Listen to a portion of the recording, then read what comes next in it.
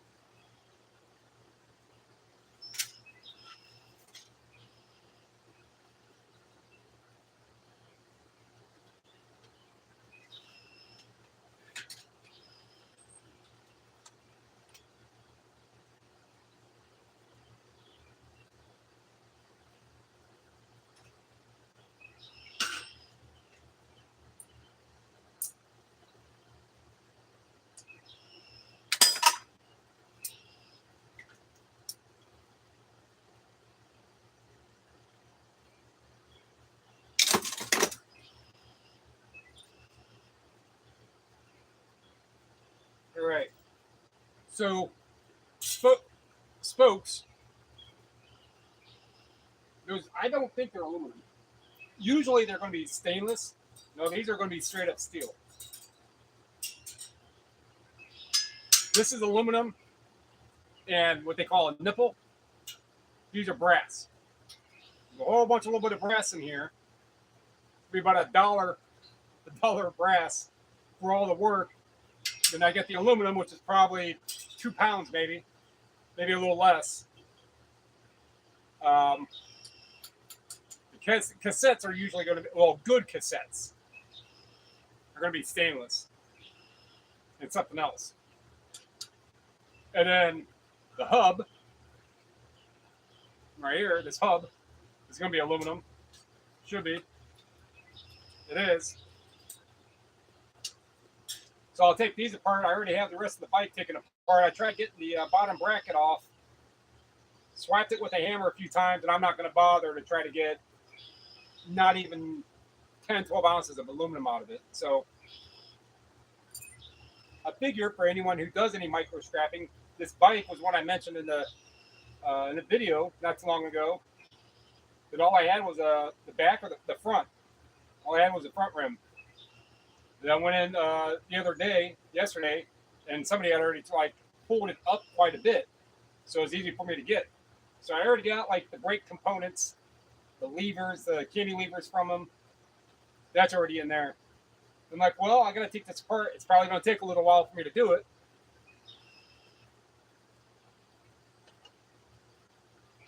Enjoy a little CBD. I have until the sun goes down. I mean, I have a light out here, but it's not super bright.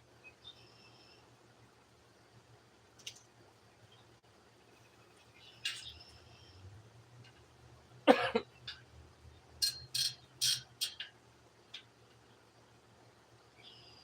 me get a bigger, this one might work.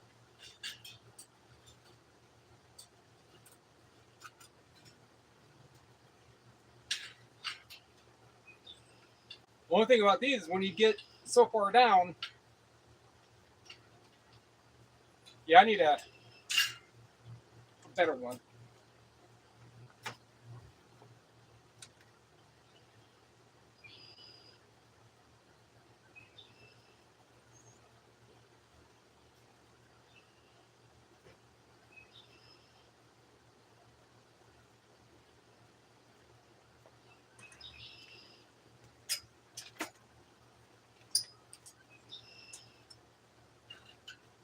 So what's it going to be for brass wise? Well, brass is $2.20 a pound.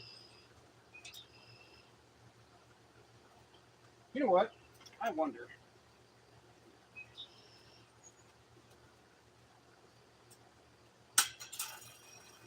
And just pop these right out and just rotate them.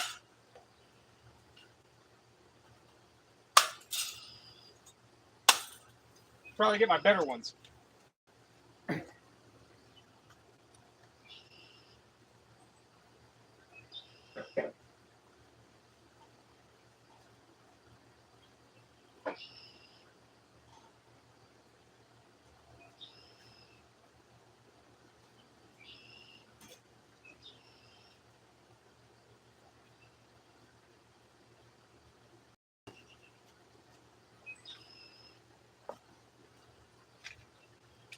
I actually think I took it to the car. Yeah, so these.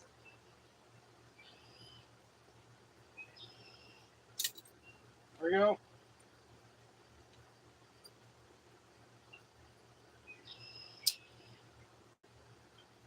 It might be stainless. I doubt it. Most of the time, they're going to be a strong brass. From all my years of biking, that's what I remember.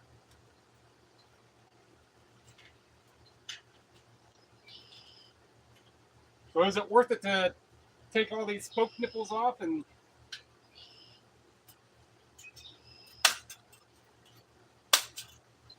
that all depends on the person.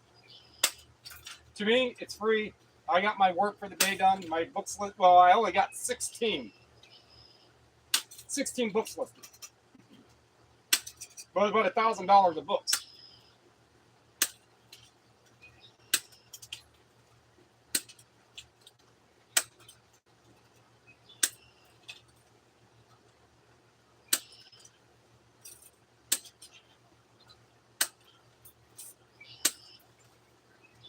Yeah, this is doing it like this. Definitely a lot easier.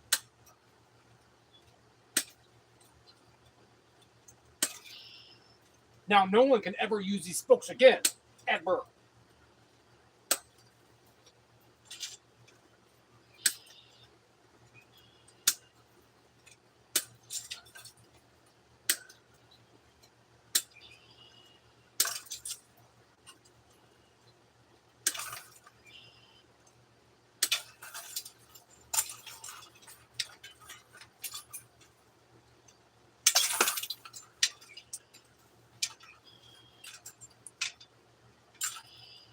I don't know. I could get a scale, find out how much that weighs.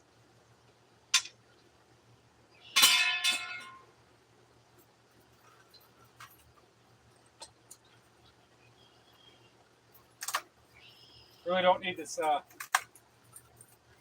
little cover on there.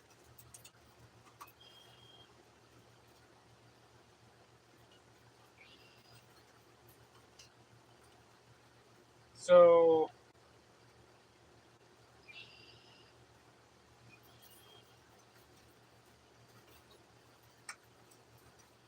that's going to be steel, unless I can get that cassette out, which, man, those are not easy to get out. Well, let's stick with the task at hand.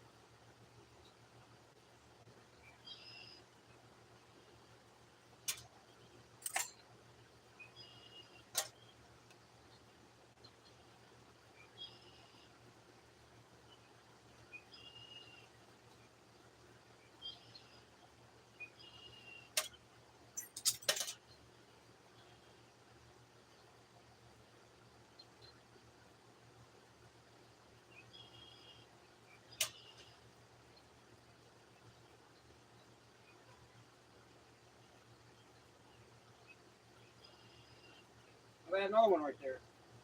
It's right there.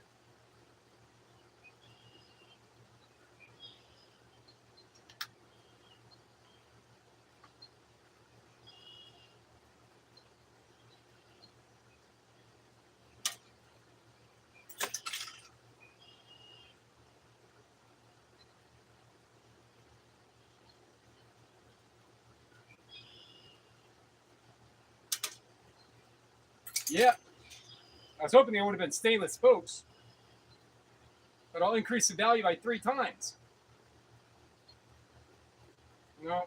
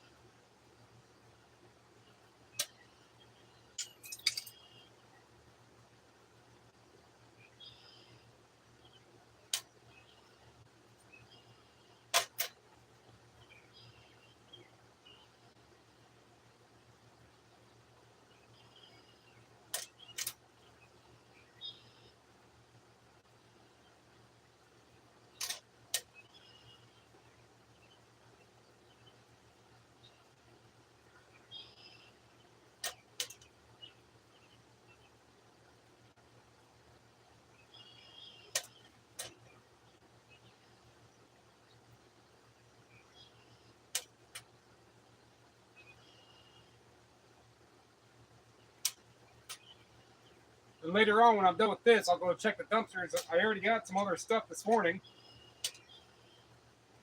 Smaller stuff, easy to take apart. Basically, if I have time to do my eBay work, I mean, I was done at like 4 today, but I got time to do that, get stuff listed, make the videos and everything else. At the end of the day, I'll do that. Well, when I'm done with that, I'll start doing some I mean, not every day, I can't.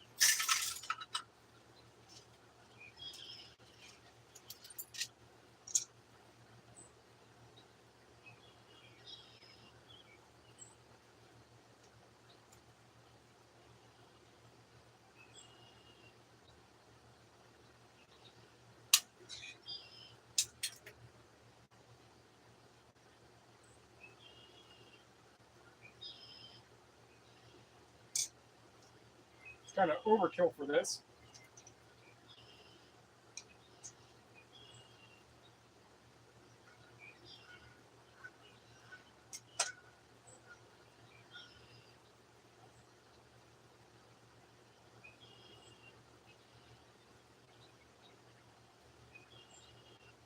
But if it's too loud, their air conditioner is running.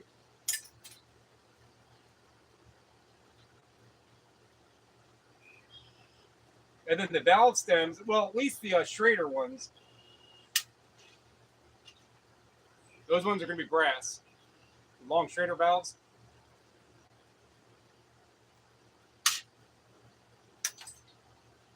So there's quite a bit to a bike that you can, I mean, the better quality of the bike, you know, you'll have stainless spokes, aluminum rims. A lot of the other parts will be aluminum. A little bit of brass, not much. Stainless.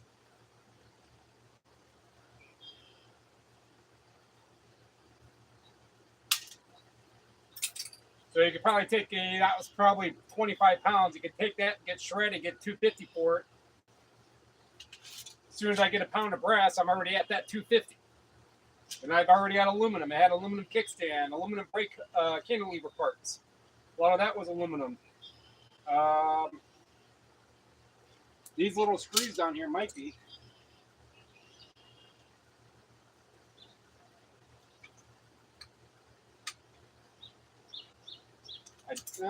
Try this. No, those are steel.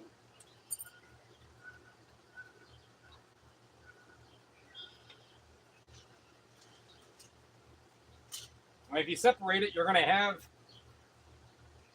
$2 to $4 in aluminum, another $2 to $3 in brass, and all that lighter weight stuff isn't going to take away much from the. Oh yeah, and then the seat post was a pound of aluminum,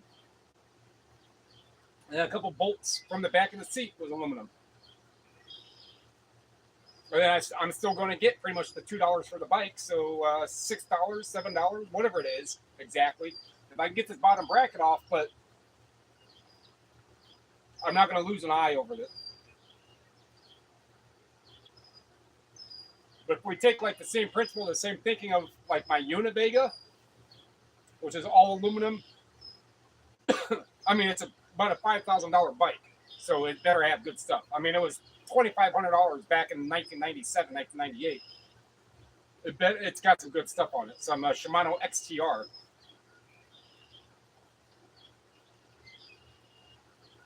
And a lot of that is aluminum and fiber composites and stuff.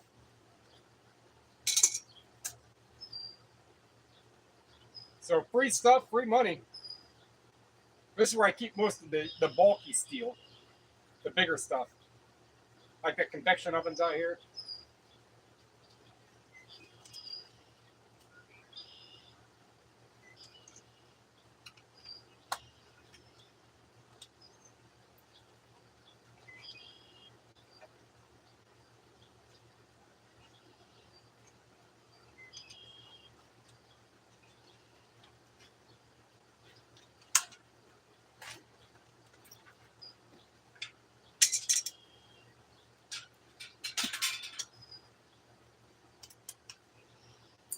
So that's going to be coated in a little coated brass, but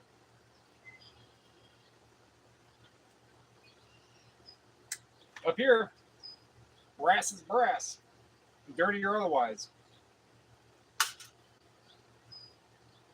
No metal on rubber.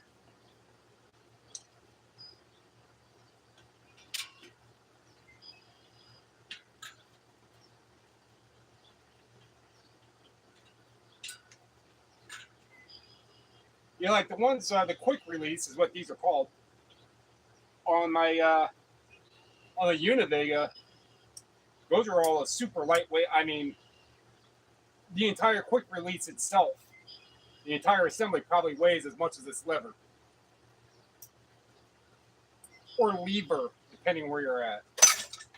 Lever, that just sounds like a really, really sappy love song. Just lever.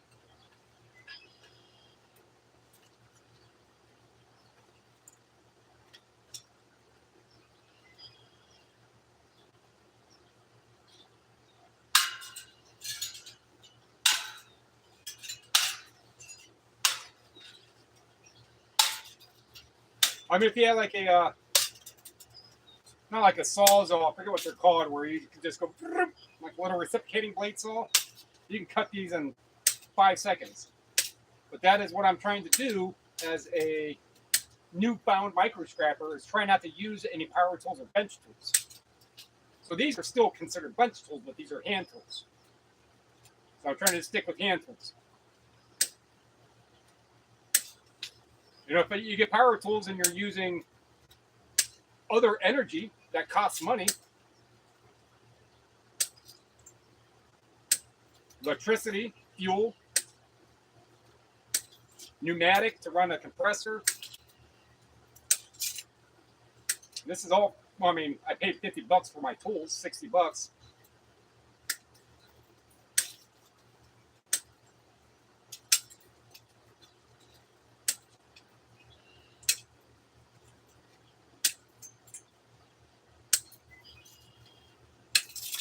But if I wasn't talking, that would have been done quicker.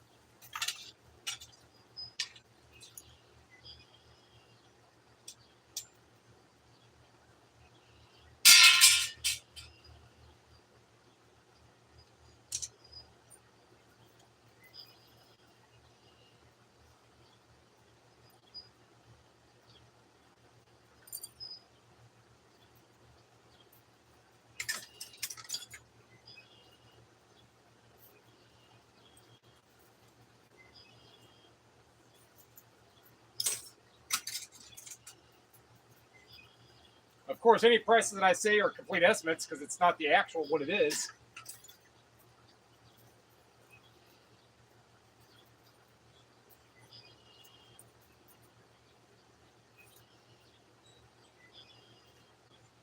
Yeah, if these are stainless, I'd definitely done a lot better.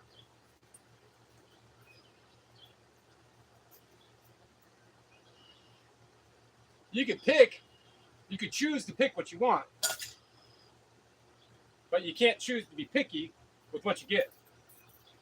I guess, I don't know. Some other scrapper somewhere probably has some little mantra or adage that they say all the time. You can't be picky about what you get, but you can pick on what you get, or what, I don't know. I'm just making stuff up on the fly. Little ad-libbing.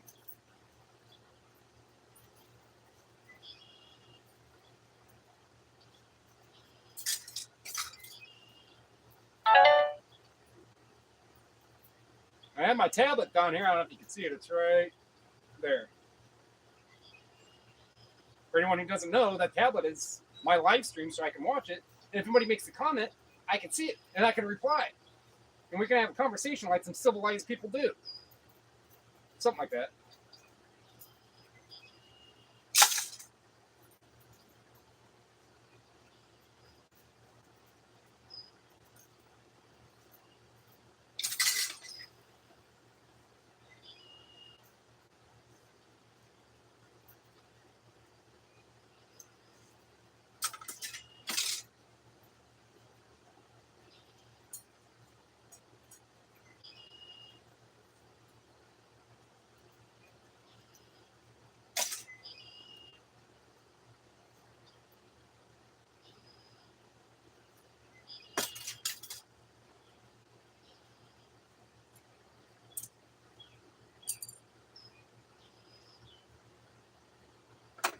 Probably a 13.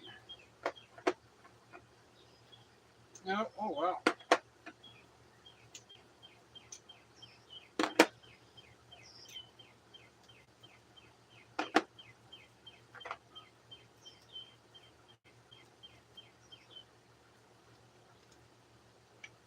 Oh, I didn't want that size for that. 17. Look at that, 17 right there.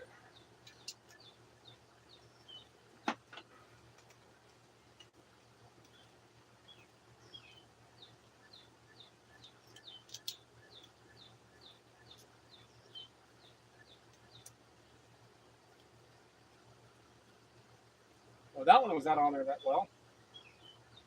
I wonder why that wheel was all bent. This was not taut. It was not taut at all.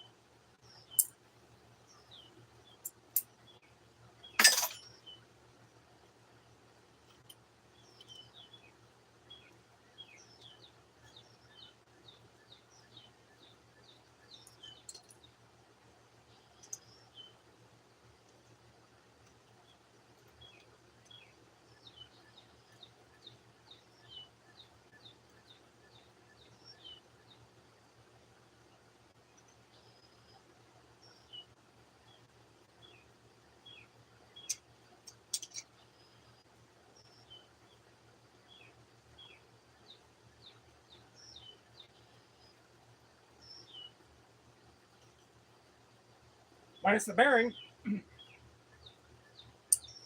We have ourselves some bona fide aluminum.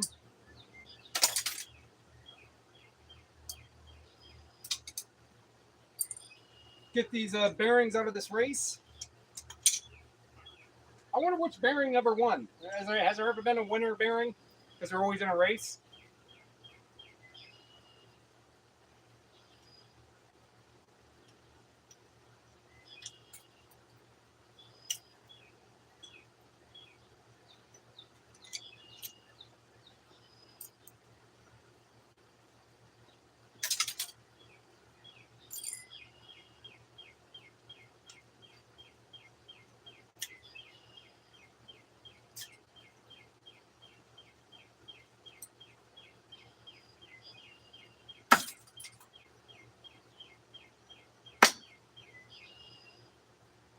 It's not clean. I mean, it's got grease in it.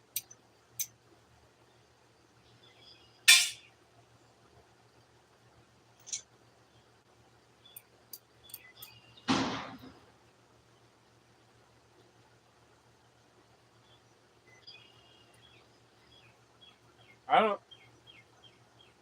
know if you guys heard that. Sounded like it backfired.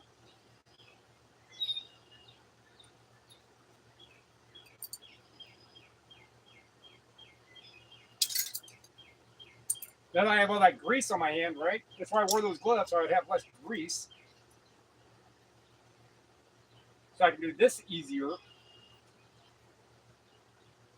Put the carriage before the horse with that one now, didn't I?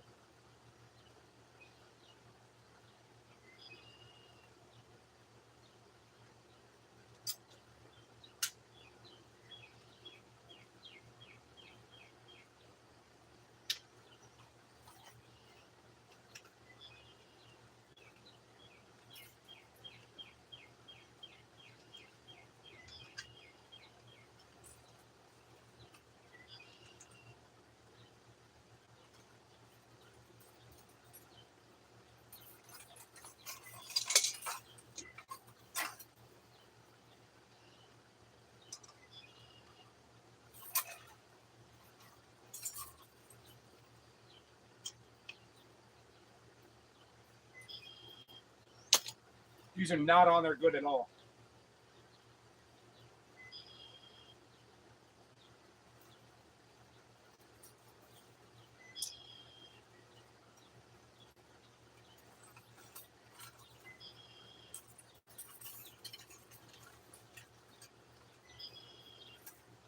So I'm not going to try to. I don't think.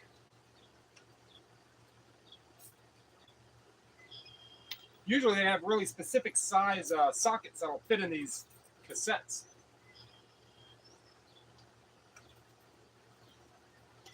Let's see.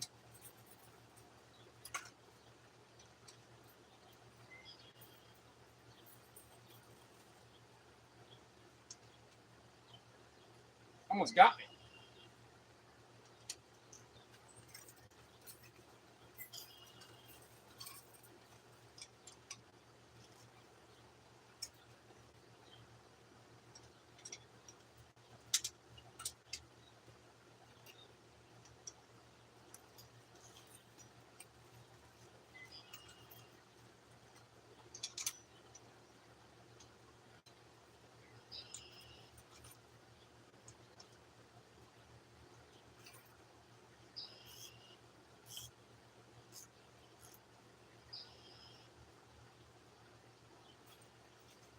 So then we do it like this.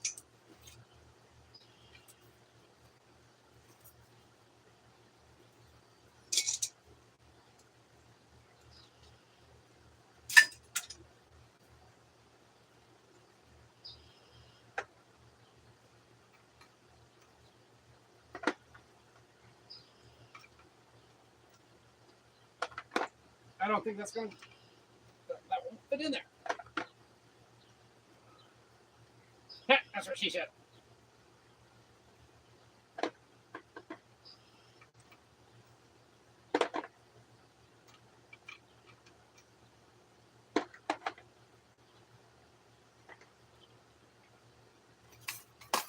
And that's not going to go in there because of that.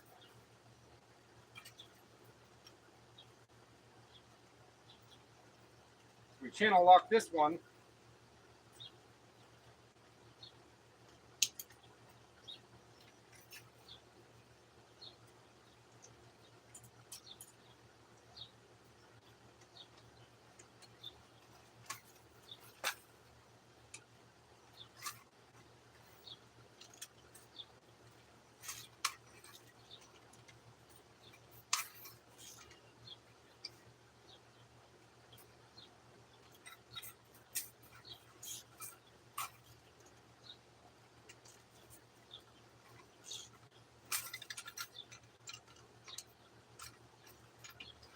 I'm doing this like I don't know about the 3 seashells.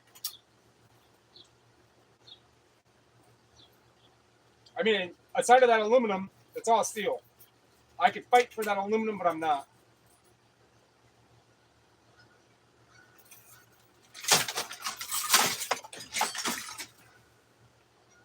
Hey, Bruce. What, Bruce? Bruce. There's Bruce.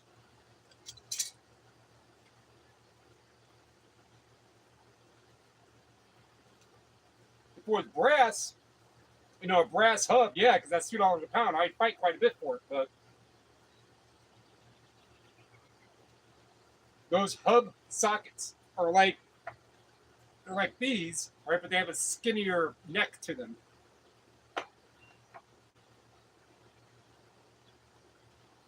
And unless I have something that can fit in there, oh, you know what? I got something that'll fit in there.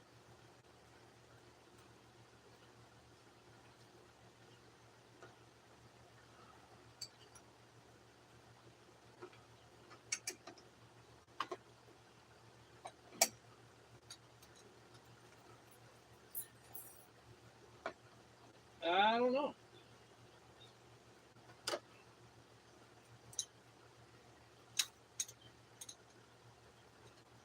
Maybe.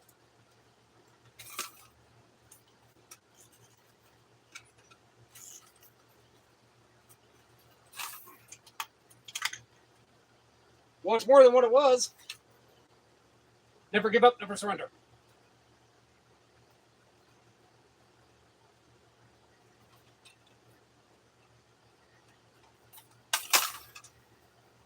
Nah.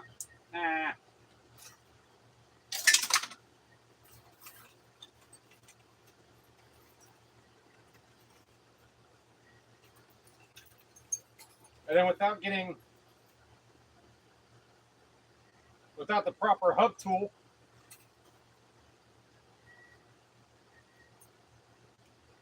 all I did is just made that, well, it's all going to the same place. All right.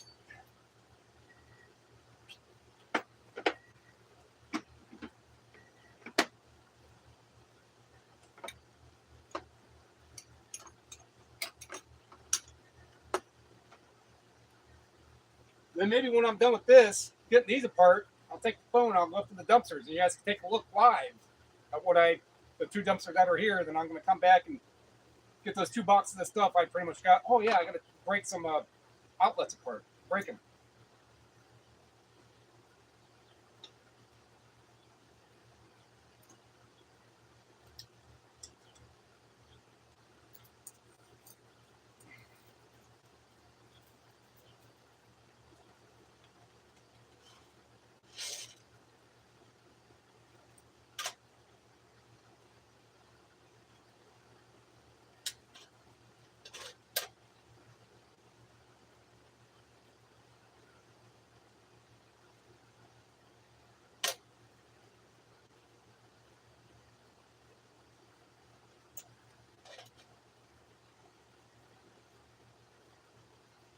Yeah, I mean, I guess if you're a full-time scrapper, you know, you don't have time to really take this apart, and you just really, you know, you're pretty much trying to get the better of stuff without all this extra work.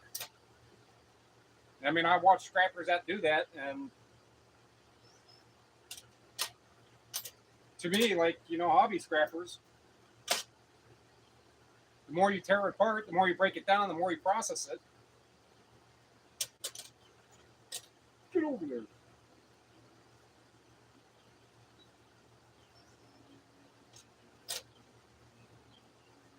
When I'm done, I'll weigh these rims up, and that hog, the hub.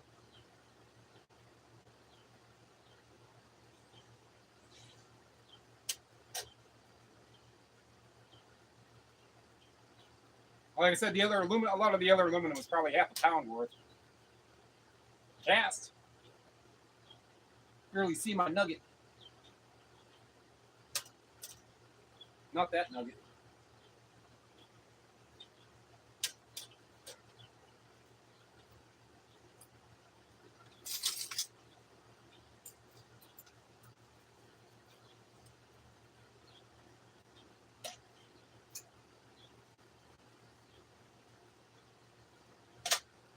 So anyone who's curious, a cat that just came by, that's one of our cats.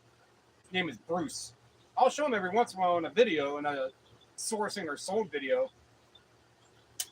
Now that the windows are open for summer, it's more likely I can get one in the mix of it, in the mist.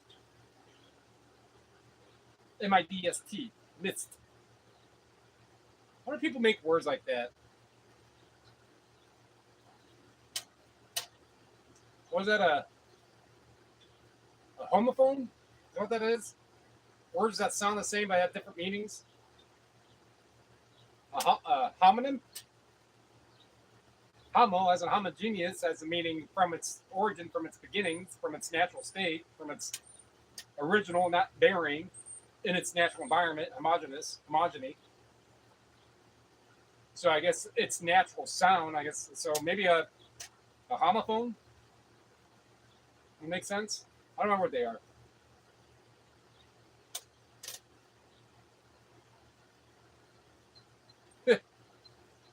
Everybody. So I have a friend I went to high school with. She's a realtor down in Portage County. Grew up. And she got married, and her name changed, and her name is now Anagram. Right. So when I years and years and years and years ago, when I saw that,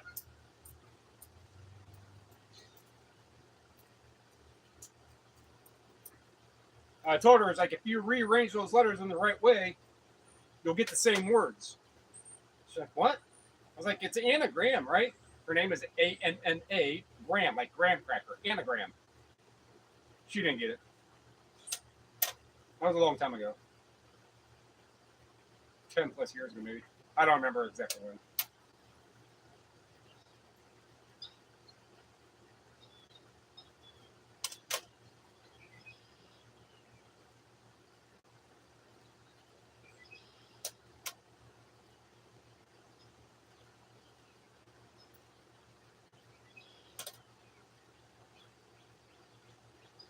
I thought it was funny.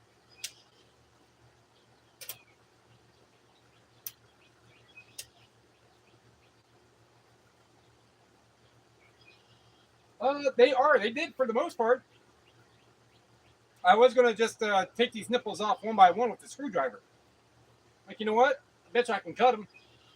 I was hoping that they were stainless because most, at least good ones, they're going to be stainless. The spokes are. These are not. These are actually straight up steel, thin steel. And then I don't have the tool to get the cassette off to get the rear hub, but I got that one out. So even with the grease, I mean, I might clean it, but even with the grease, 4 or 5 ounces. And then the rims from a bike, well, the bike's right here. And I don't know what all that brass is added up to, but 90, probably the vast majority of these nipples are going to be brass. Might get some that are like aluminum alloy on like really, really high-end rims. I used to write a lot, and I'm sure they've changed the technology in 25 years. But yeah, they're usually going to be a very, very high-end aluminum alloy or brass. If it's aluminum alloy, it's probably, I want to say disposable. It's probably like a racing wheel. Race.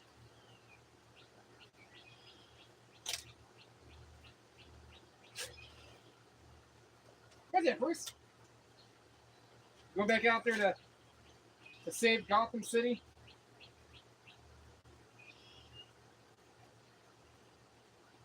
But for a bike, you know, it's a little different.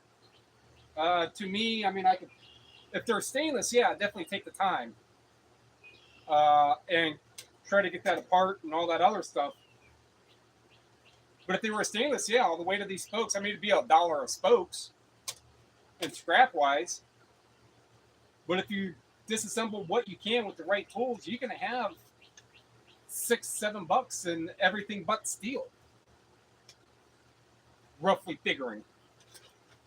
But stick around, because when I'm done, which I think I am right now, I'm going to take the phone and I'm going to go up, probably stop flailing these pokey things near my eyes. I don't have my PPE on. I mean, I wouldn't wear it for this anyhow. But I'm going to take the phone and we're going to go up to the dumpsters. But I want to clean up the tools first. This dumpster right here is 100 plus feet away, then maybe another 200 feet is the next one. Then we come back. I'll take the tripod inside and start separating some other stuff I got some more yesterday and this morning.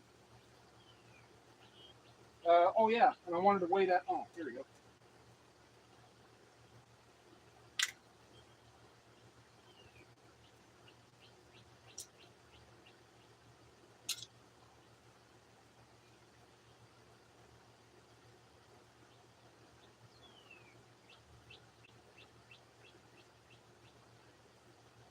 And this is the only one right here, the only nipple. I gotta twist this one really good. She's not complaining though.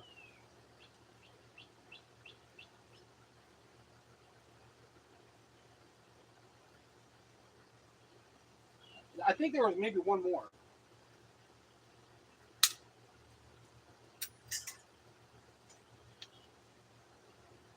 Nope. All right. So toolbox for now, tool chest that I got from Harbor Freight a decade ago.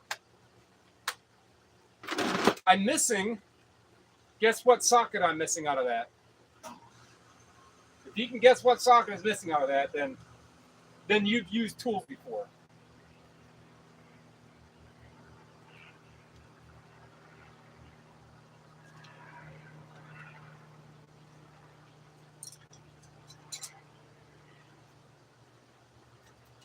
Ugh.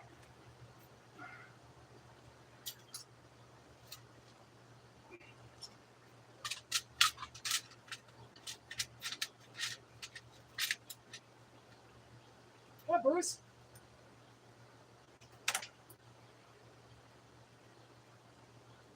Bruce? Bruce? Bruce? What are you doing? Why are you blipping, Bruce? Why are you blipping?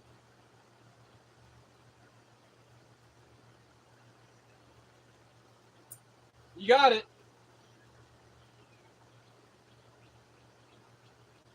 Yeah, I had that on. I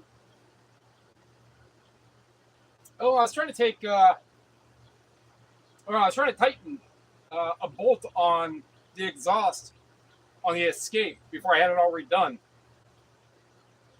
and I had to hammer the socket on there, and no matter what, I couldn't get it back out. And he told me, he's like, "Oh yeah, there's a 10 millimeter socket on there. Is it yours?" It was. But I go to thrift stores enough, and there's like 2 other 10 millimeters in here of all the different, the 1/4 inch, the half, and the 3/4. Or I think these are not the 1/4, the 3/8, or the smaller socket, less than 1/4, and then the 1/4 and then the half. So there's different 10 mils if I need it. But I'm not. I pay someone to do that mechanical work.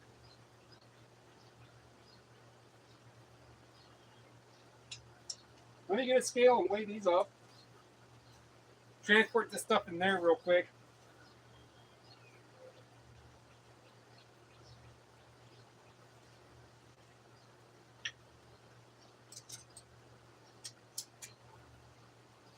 Oh. Hey, hold on a minute.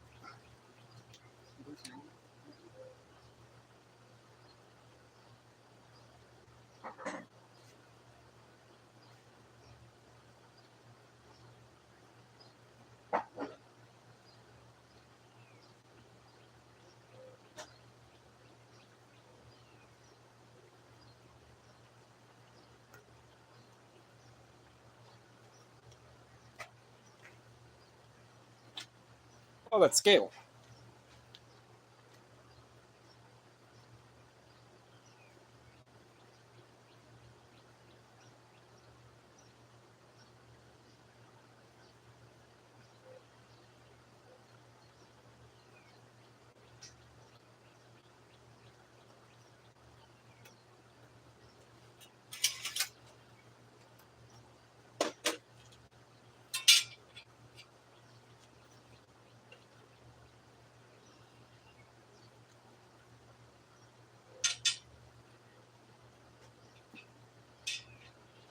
£2, 9 ounces.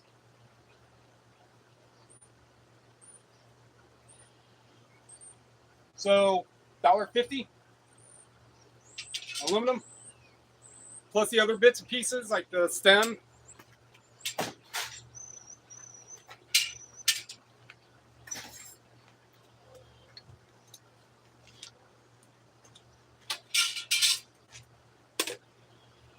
The stem is 6 ounces. 12 ounces, so 3 pounds. So probably over $2 in aluminum, you know.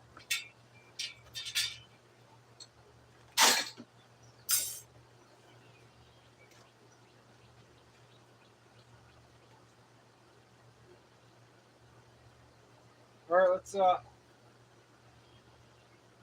yeah.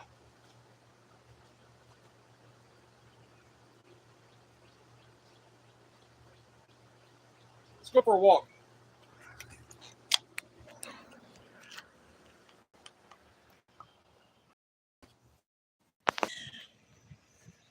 Uh-oh. Looks like I'm upside down. Uh-oh. Looks like I'm upside down. That's better.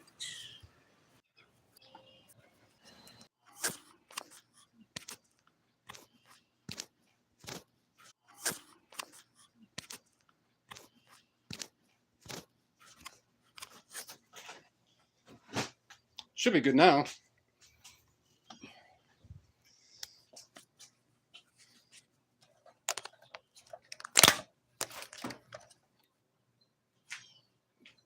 Hey, Bruce.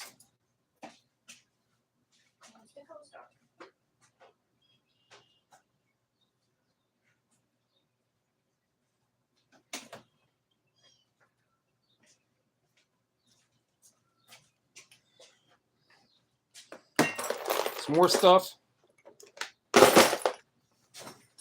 Some more stuff. Mainly steel in here. But more zinc and aluminum. Got to go through that. And I'll show you the bucket of stuff I just found.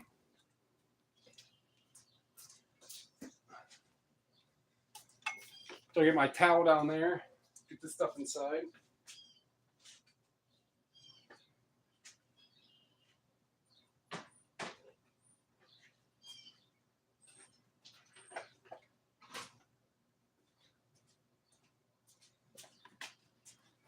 There you go. Just found this. Someone took a lot of that apart. They got those little switches out, which makes sense. A little bit of silver in there, but they didn't get the brass or the wire or that switch. And some more wire, a lid, and a power supply that otherwise had all the copper in it, but there's still good stuff in there. Free.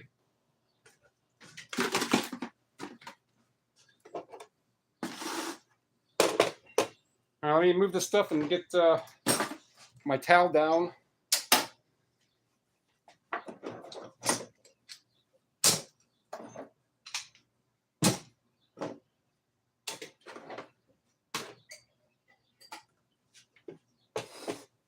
Yeah, I don't know if I don't where am I? Yeah, I don't know if you saw the connection when as soon as I walked to the second dumpster is there, but I was trying to reconnect coming back and it only connected like the next apartment over. So I doubt you guys saw it, but yeah, I just got that stuff.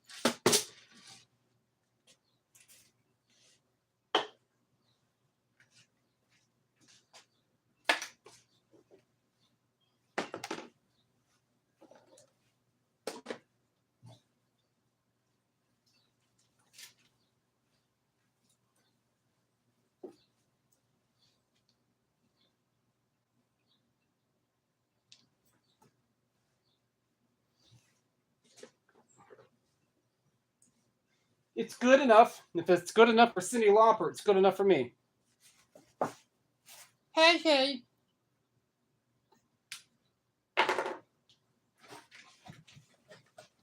As soon as I sit down, I can rearrange better.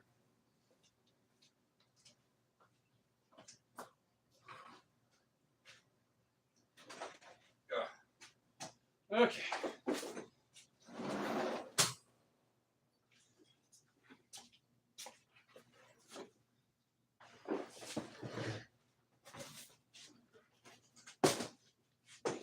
Yeah. That's my Cyndi Lauper. Oh man, that's way close. I'm looking at myself. Oh shit, I am. All right. That seems to be good. My scale for work, eBay wise. Yeah. Free stuff. And a bucket. At Mega 2560. 18 Mega 2560. I don't think that's a graphics card. I don't remember there ever being a 2560, let alone an AMD or Radeon. If there is, it's going to be a new. I don't know, but I mean, you're not going to run a graphics or a computer with a graphics card like that size with this. I don't think that's even a computer heatsink or a computer power supply. Most of the time, they're not going to have that fan. Oh, I mean, not like this. I may be wrong. This little piece of steel. It adds up. Yeah, so this is a Best Tech model ATX 1523. 150 watt. Yeah, so it's not a that is not a computer power supply. It might be for like a slim line. What do they call those? The real small, skinny computers, like a shuttle, but not a shuttle. I think it's called skinnies or slim lines. MATX. That's what they would be called, micro ATX.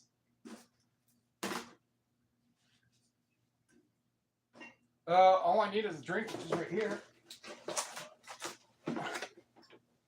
Gotta try to rearrange it. This stuff isn't that dirty, so I can take these off. I was looking on like eBay or something last night.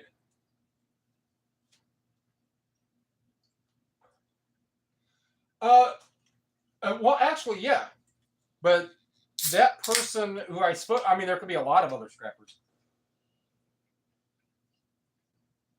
That person I spoke to like a week ago. Actually, when I was outside streaming breaking stuff a couple weeks ago, I heard the truck running and I just heard cling and clang. And he does live here. He lives up in the front on the other end. But he mainly does like bigger stuff. But for that main board and all the copper, most of all the easy copper to be taken, easy. That's the easy stuff. This is not easy. They're probably going to have clippers and all that other stuff. But all the easy stuff is gone, like the transformers. And like all these switches right here would all have little silver contacts in them. But this right here, they didn't bother with this, probably because they don't have anything to cut this, but they definitely cut that cord. So yeah. Faux real. And then whatever's in here. And some of this is leftover. Like, I got to crack these open. That's aluminum. A lot of other little steel bits in that. Move that around, get this chunkier stuff out. Get this kind of organized how I want it first. My little brass thing already in 2 weeks. Let's see.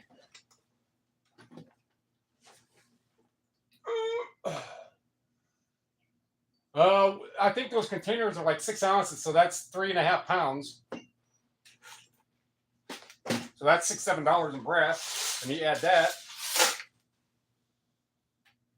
Let's get this over here.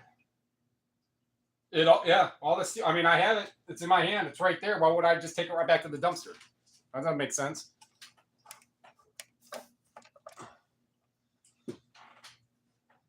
That looks a little better. I mean, I'm a little shrunken on this, but this is not going to be an all-nighter. So that is steel. That's steel. That'll go in that bucket I just found.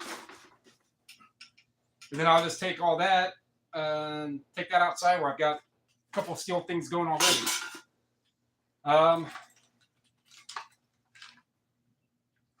So these, well, this,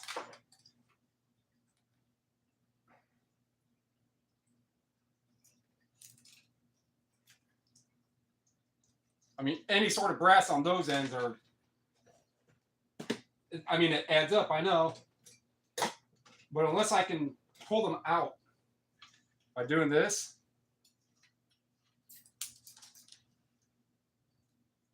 like that. Oh, that one came out a little too. There we go. Got all of that one.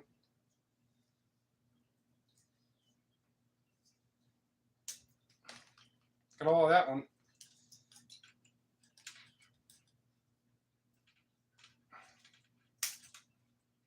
Almost.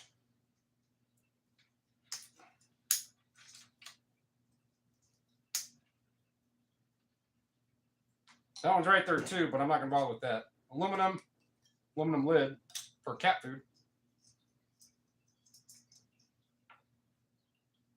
That one's right there too. Let's see if I can get. Well, these. I thought I was looking for those the other day too.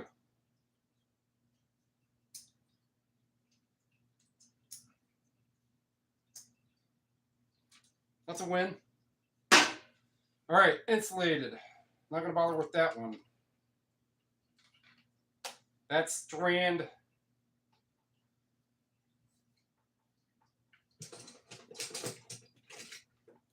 Let's see.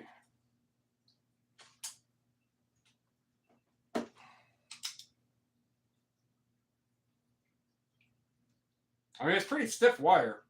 I don't think it's solid.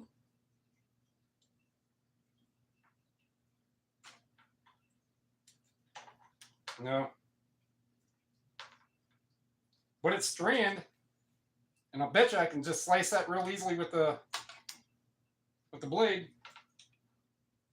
Yeah, it'd be nice to get a nice wire stripper, but that's just too much for me to logistically account for. I mean, I can afford it, yeah, no problem, but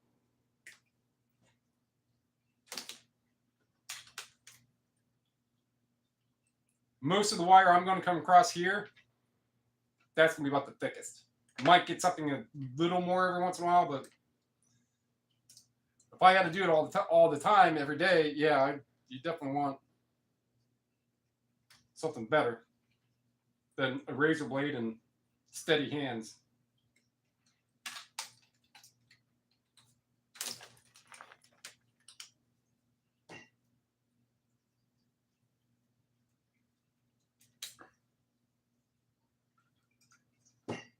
That one's there.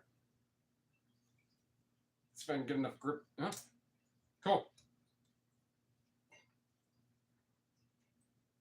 Free brass.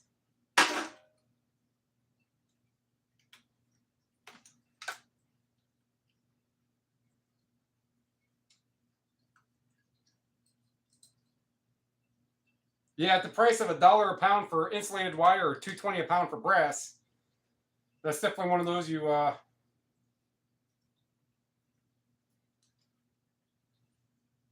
cut off what you can. I don't know if you were here. I told you I broke my my little micro cutters. A real smaller one, smaller than this. Broke the blade. I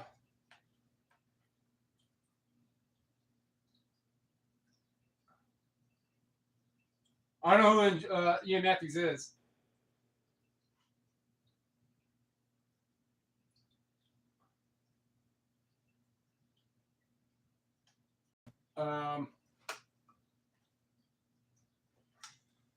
So this is probably 14.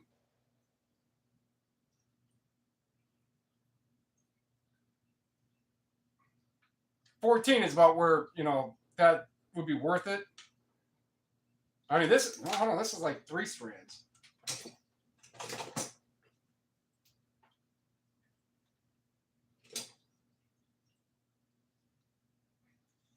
See, that is for that's for 10. But that's 10 non-shielded.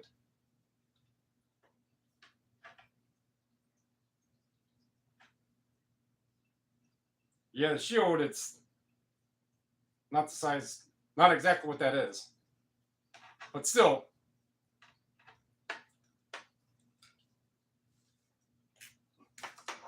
No, that's all braid.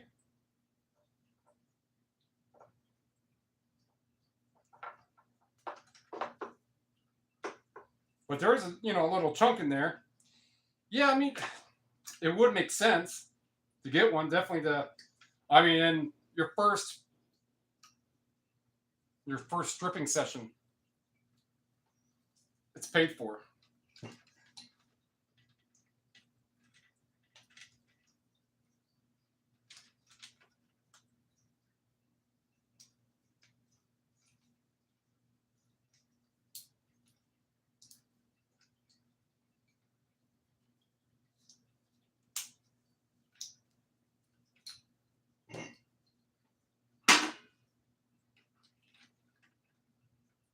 Yeah, some of that would be decent. I mean, you darn near or even more than triple the value.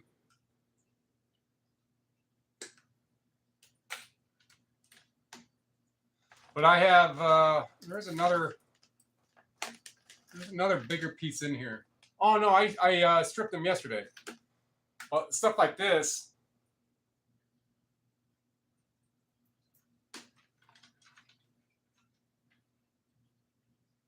Well, like I said in the stream, you know, I try to stick with hand tools. I'm not going to do any power tools or bench tools. But this wire, yeah, I can just take that blade.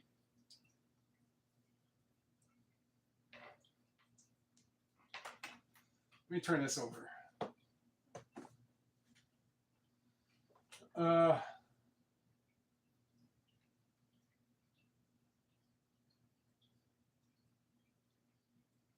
Yeah, automotive wires like this.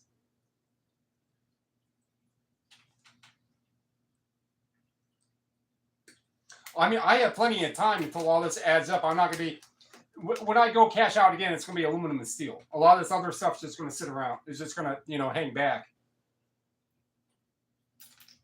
I mean, I'll take in some of the basic wire, but some of this bigger stuff, yeah, I'll keep and I'll strip that stuff down. But the computer wire, some of that automotive size wire, like a 20 gauge or whichever,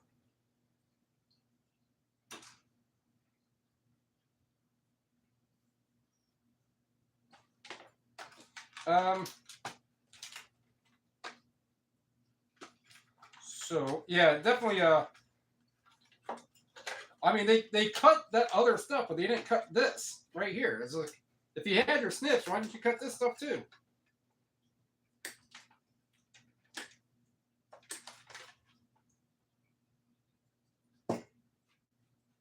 And these, oh, another spoke.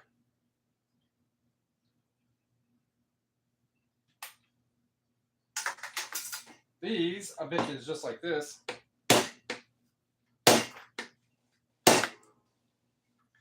I'm glad I didn't put money on that. But I bet you I can do it just like this.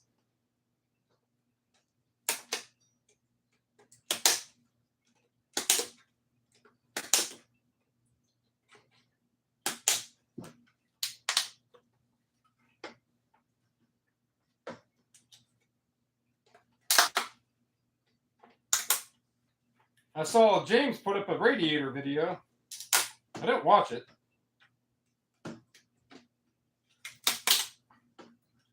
Ah, there's screws down in there.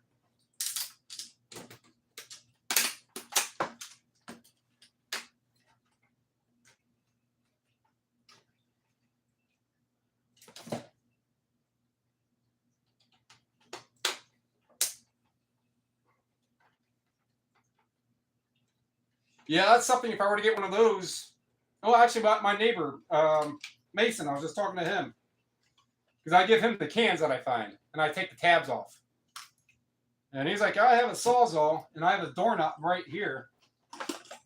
if I cut that steel off right there, it'll take all the rest of this as aluminum.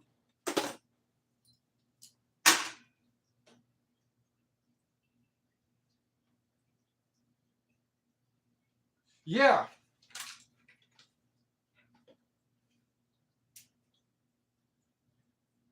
Yeah, because it has well, let's see. Well, warranty void if removed, so there's that. I think it's a monitor, a voltage monitor.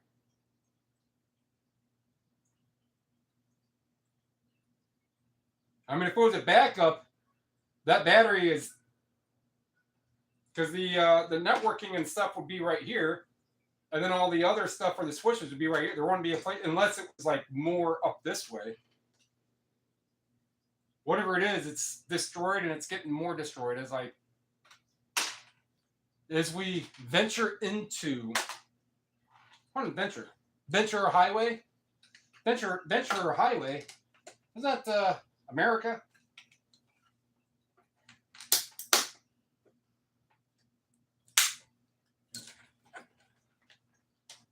Going through the desert with the horse with no name. His name was Artex. And you weren't going through the desert. You're going through the swamp of Sandus, and you did it to yourself.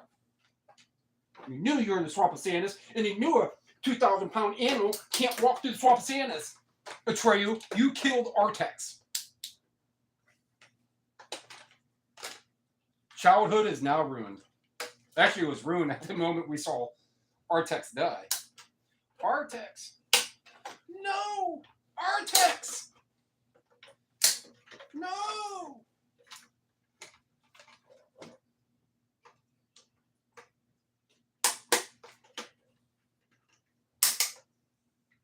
No! No! Artex! No! No!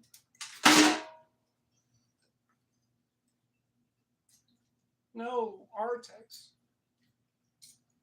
No. Except for that murmuring of the word no. Well, I mean, it comes from a lot of things, but that murmuring of the word no comes from a movie with Stephen Dorff. An early movie with Stephen Dorff. Or a movie with early Stephen Dorff, I should say. It's called The Gate. So a buddy, I mean, I've never met him, but one of the media seller YouTuber guys, his name's Ramsey. He'll comment every once in a while on some of my videos. And he has hundreds of thousands of sealed records, 8-tracks, V8, all kinds, and he just buys like media auction lockers. And he takes it, he just puts it into his other auction or his other lockers, storage lockers. And he'll name a movie. And I'm like, oh, yeah, I remember watching that, yeah, I remember watching that. And he's like, man, you're just a freaking compendium of movie. I was like, no, not really. You just happen to be selling the ones that most people know and remember and want. I mean, a lot of them I don't know what they are. Well, that definitely came off easy. Easy come, easy go.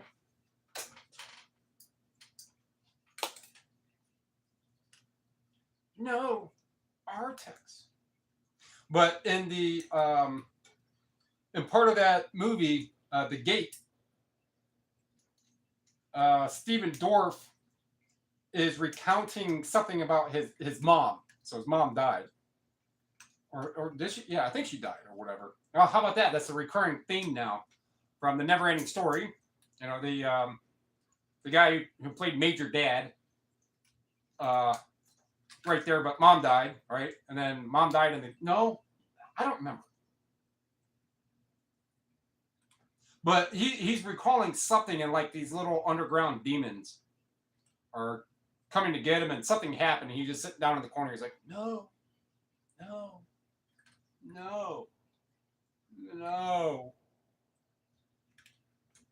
But that had some very, very excellent early, well, not really early, But for movie-wise, some great claymation.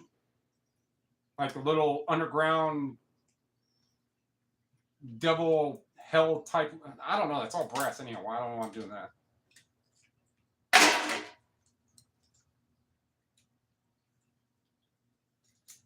That had been 85, 86 maybe. Oh, the 80s. It's like my mom says. So my mom is in her 70s, so she grew up in the 60s, and she's like, well, if anybody tells you any stories about the 60s, then they didn't live it. What do you mean? Nobody who actually lived in the 60s remembers the 60s. What do you mean, Mom? We all did drugs in the 60s, and a lot of them. Oh, so what do you remember about the 60s? What did I just tell you? But she went to Catholic school.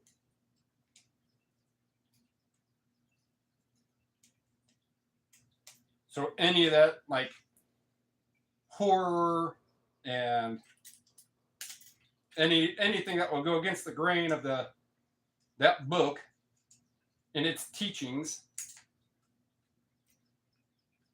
was not really permitted. So it reminds me, because that same Ramsey guy I was talking about, with the brass that they made, I mean, it's not much, right? But he sold the movie called Jennifer. Oh, that's one of those little triangles. He sold a movie called Jennifer, which is back in like 1980 or something. And my brother let me watch it. Well, I want to say let me watch it. It's like I should have been asleep, and I wasn't asleep, and I go in his room, and he's like, here, watch this. It's like on Big Chuck and Little John or something. I don't know how old you are, but Big Chuck and Little John was like a late night little thing up in Cleveland for the longest time. Like Son of Ghoul and Ghilardi and a lot of those other things. And so a couple days later, however longer it was, I'm up to my mom, and I say something that otherwise she knew I wouldn't say. I was like, where did you learn those words or that phrase or that sentence? Like, oh, it's from a movie. What movie? I was like, it's Jennifer. And she goes, what's it about? And I told her it was like a horror slasher movie. The next day or subsequent days did not go well for my brother. Mom was pissed.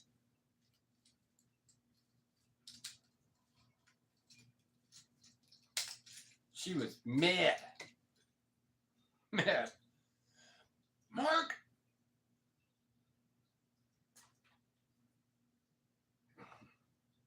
I betcha.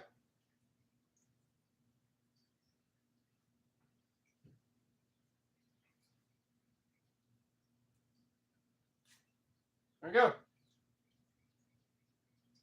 They missed all that copper too, right there, huh? Officially beer 30. What? Oh, beer. Oh, yeah.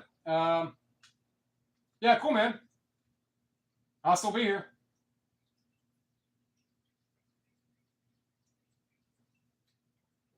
Gotta consolidate and get done what I can.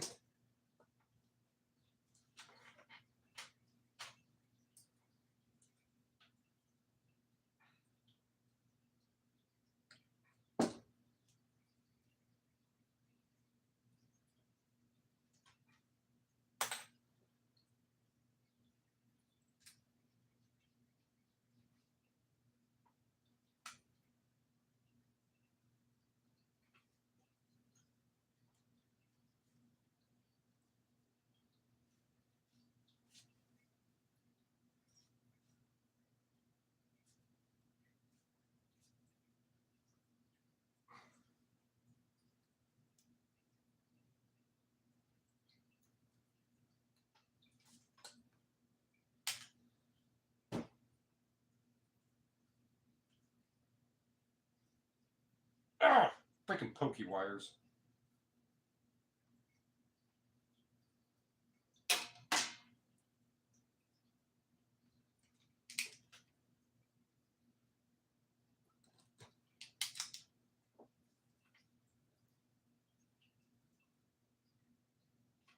Yeah, I gotta say, get to that age where I just have to stay busy. I mean, I can watch people play video games. I can play video games.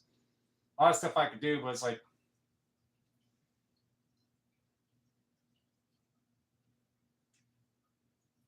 this is all free stuff.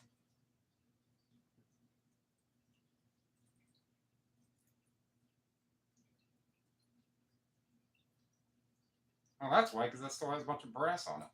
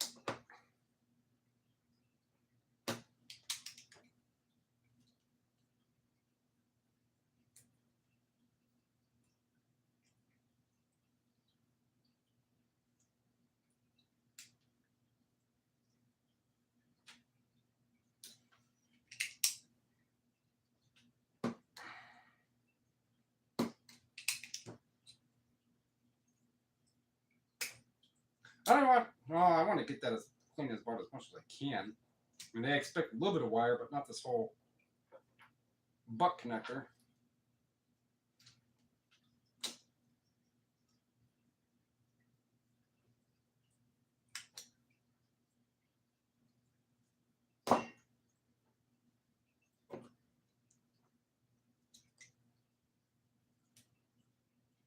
That one was a pita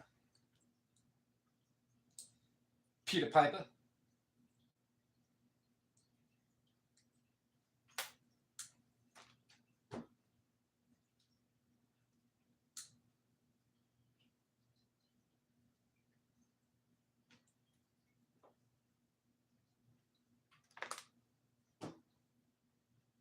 I need to find a different container for my insulated wire. It's got holes all up and down the side.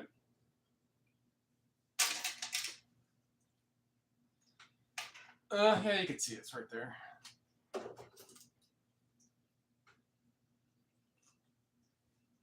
And I gotta do that. Let's get some of this other stuff chunked and cleared and gone, like this box. But the main thing, what do I do with my little? I know I brought it in. That's another good thing too. When I do this, I smoke. I mean, I don't smoke cigarettes. Quit that like a year and a half ago. Quit drinking 6 years ago. No issues at all with anyone who does drink. Just don't get rowdy around me or anyone else, I suppose. What the fuck is my damn iFixit kit?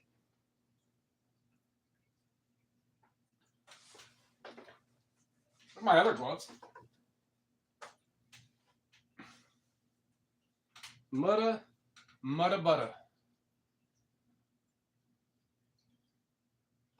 That's trash too.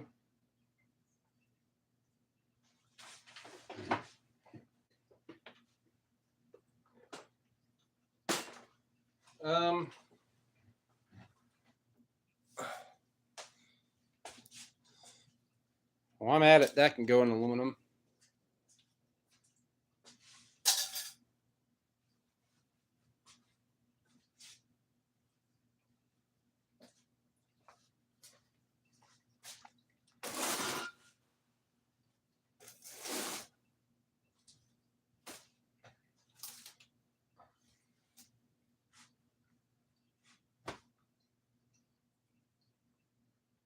I mean, it's not even iFix. I can't. Oh, you know what? It's right there.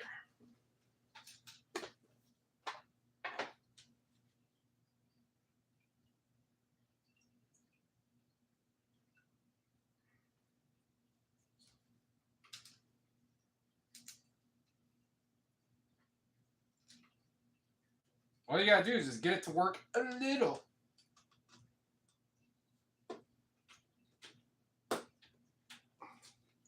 Like that, if you can get going a little bit, even if each turn takes a minute, if it's working its way out, it means it's going to get the job done. It means you continue doing what you got to do.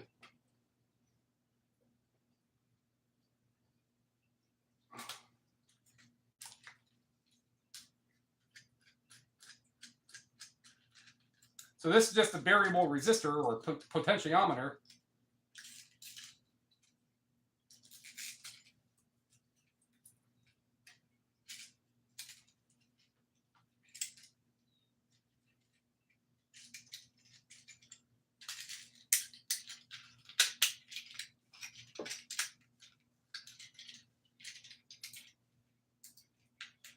If it's not magnetic, then it's going to be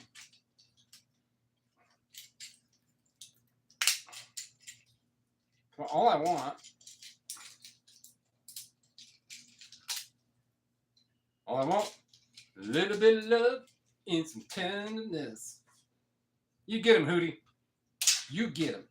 Tell him. No, not with that one. There's a little bit of love and some tenderness. Hey, well, at least that came off. Num num num num shred. Well, regular aluminum price here.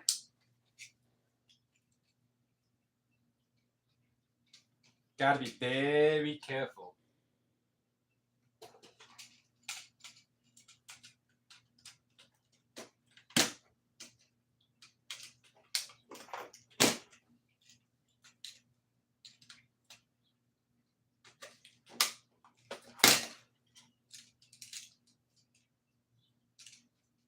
Damn, man. Hey. Oh, what's going on? I said, hey, hey, hey, hey, hey. I said, hey. Oh, what's going on?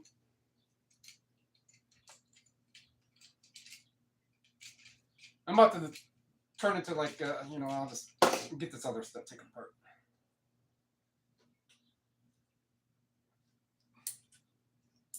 Yep. That's brass.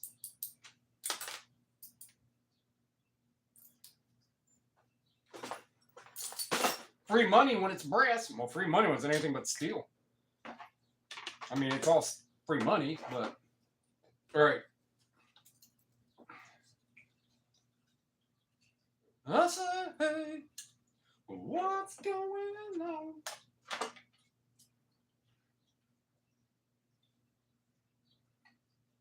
I think my wife just called the ear doctor. For anyone tuned in and paying attention,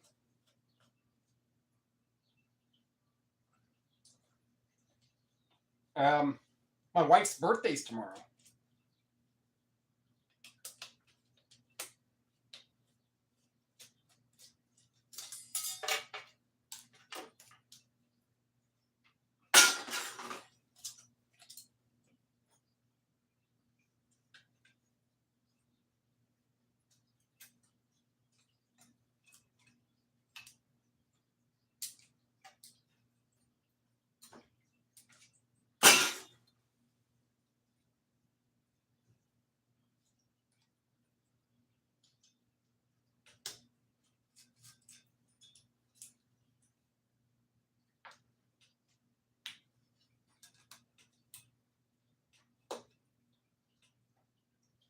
You know what? Watch this.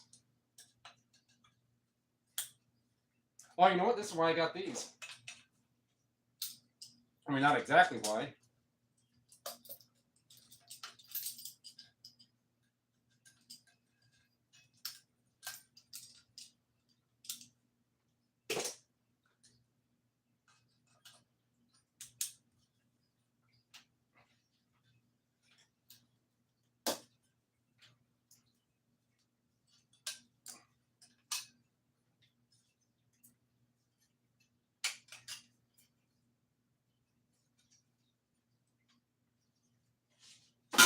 You know, go think about it. Steel is another one of those homophones, whatever they're called.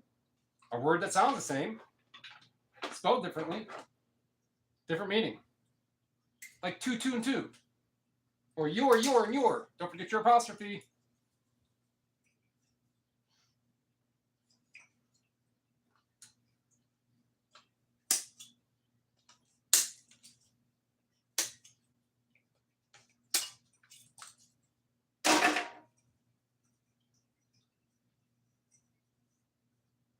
If I can pop that off, it's electric. I mean, I'll get to that in a little bit because all you got to do is cut that right down or break part of that. It usually comes off pretty easily.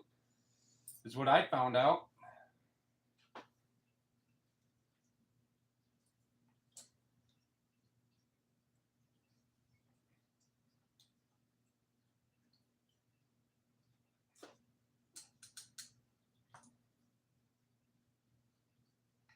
And a cool, I posted another video not too long ago.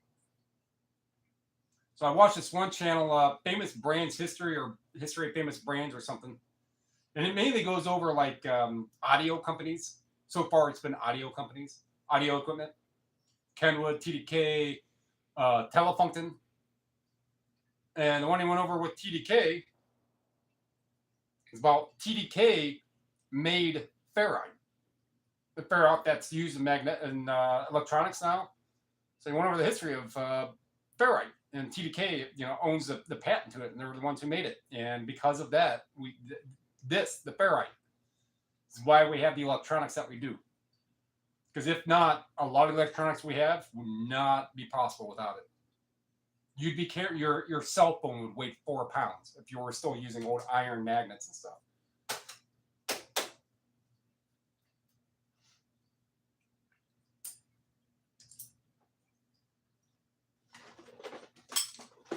And there's another one that I watch, cheapaudioman. And he'll go over like information and history of the CD, the compact disc. I mean, he doesn't do a lot of them, but ones I've watched, yeah, a lot of really interesting information.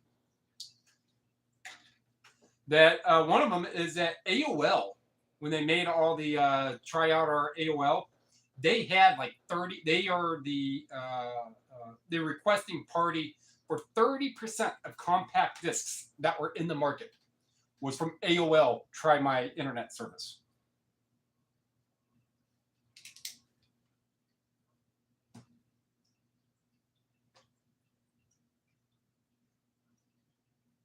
Another one that I learned on his other one he just recently posted a month ago maybe. But the most expensive CD is a one-of-a-kind 24 karat gold by the Wu-Tang Clan. And it's in like a sterling silver case, and I don't remember, it sold for like $2 million or something. And even strangely enough yet, the guy who owns it, or who bought it, or at least a part of that part of that story, is the same guy who decided to raise the prices of that EpiPen. That same guy. But he bought the CD before he became a medical dickhead. Medical asshole.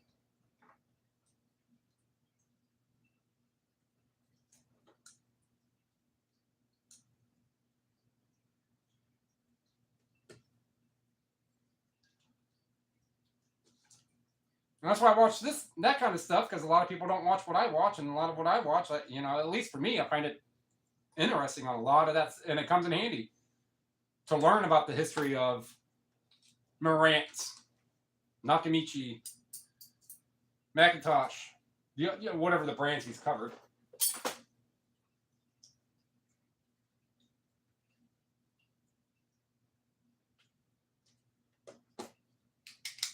And I primarily only see you here and when I'm streaming doing this, but I will mention that in a lot of my not every video, but little times here and there, I'll mention something like, oh, I was watching this, and I'll drop the link to that video or something in the channel description or the video description of whatever video I say it in.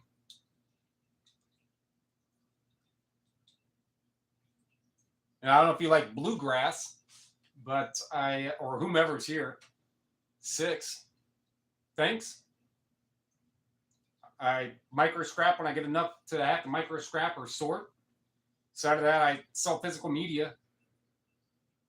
Another ferrite.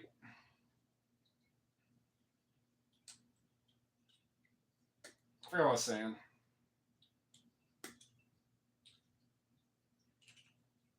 Don't worry. It's all coming back. It's coming back to me now. Get him, Sleen.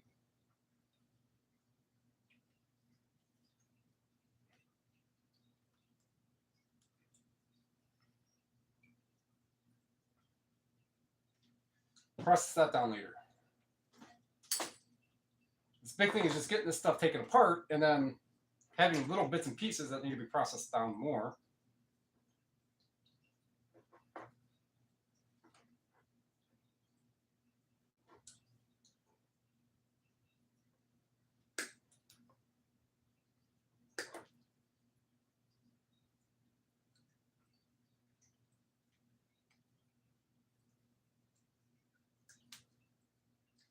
Well, that was an easy extraction.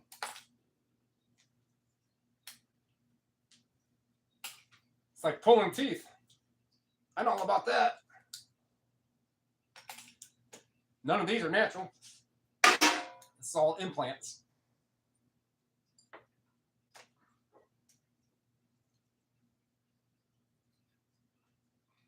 And someone just watching goes, oh, what? My favorite YouTuber has implant teeth.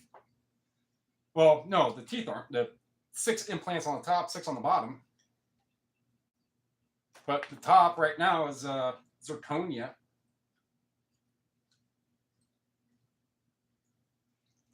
In case you were wondering, 45,000 cash.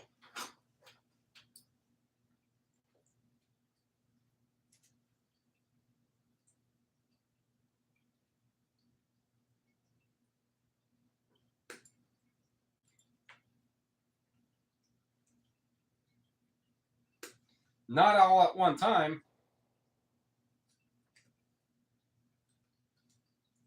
Well, each time I go to the dentist, I'm paying them $3,000 to $5,000. 8. I even paid them 8 one time.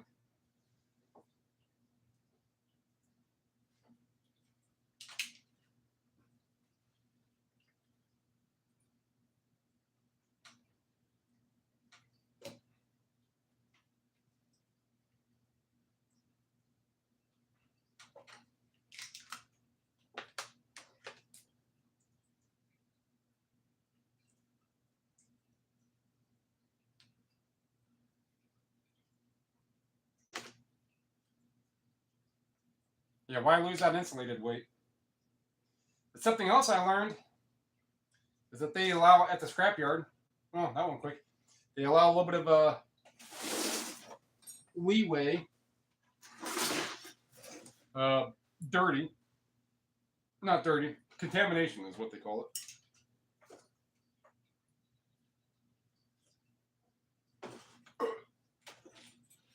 it. But the same thing with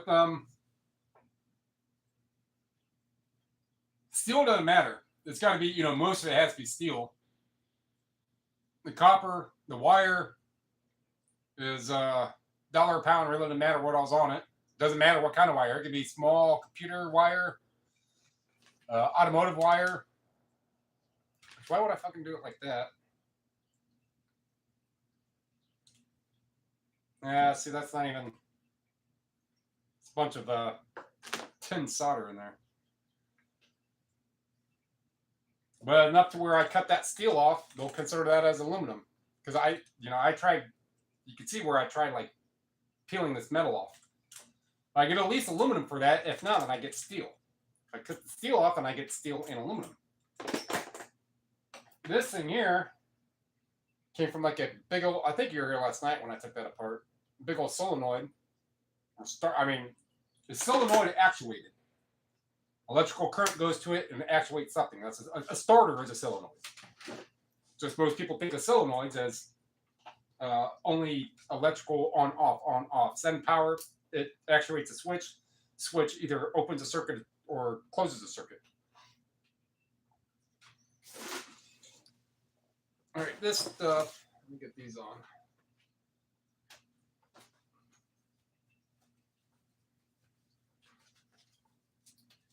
But either way, that's that armature right there.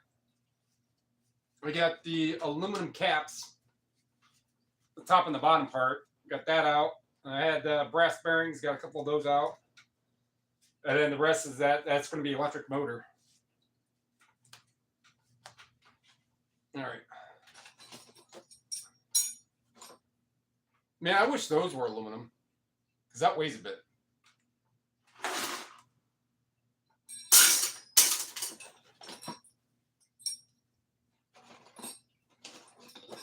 Concrete screws.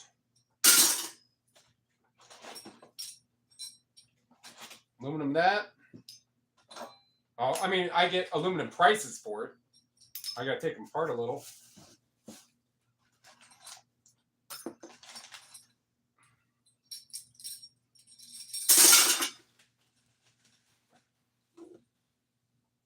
Looks like aluminum.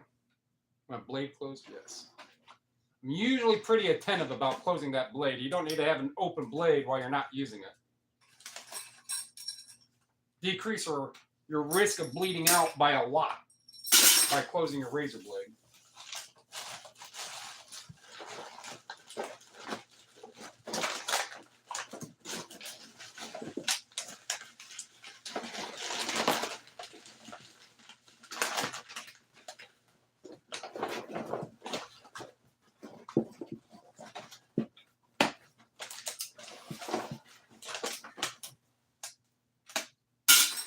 Dig, dig, dig, Sonoya.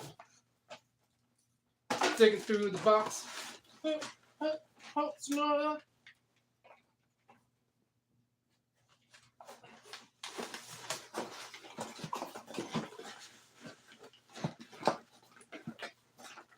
Working all the time.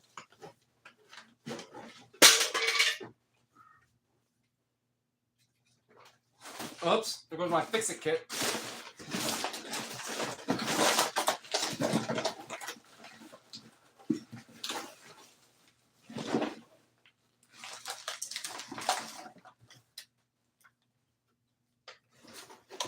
Why I said I look sexy when I'm doing manly stuff.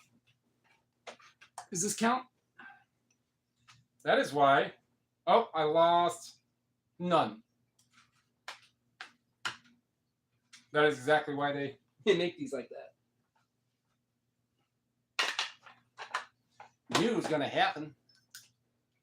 And then this right here.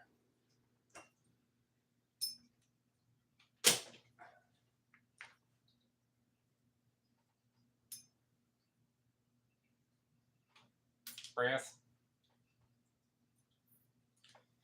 This.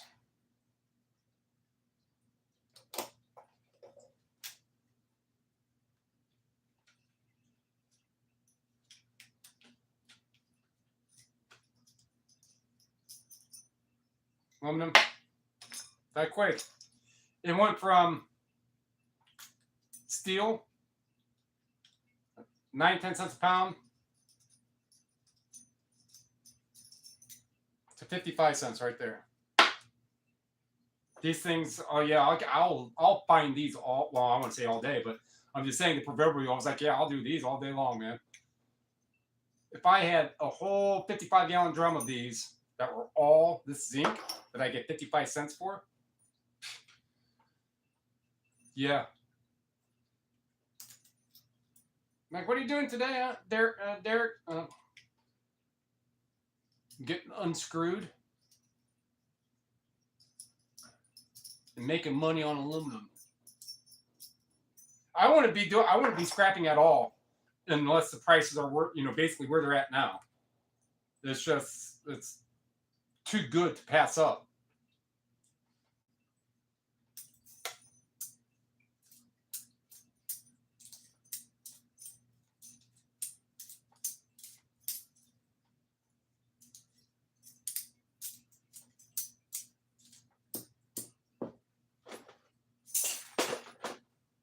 It's like that old That old hand smack. Hot hands, I think is what we called it back in the day. Whoever was the fastest, if you were slow, you got your back of your hand smacked. So that was a quick go through on that.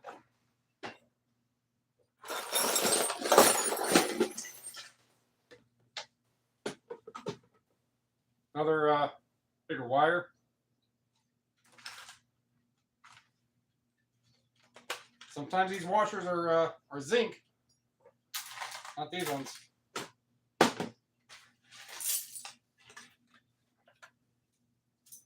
Depending on where they're going to be used at, you need to be corrosion resistant, so zinc or brass, not those ones.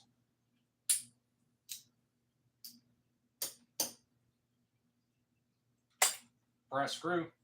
Well, if it's stainless, it's going in as brass. Eat my shorts. Say that to my face, Bender. Say it to my face. Eat my shorts, dick.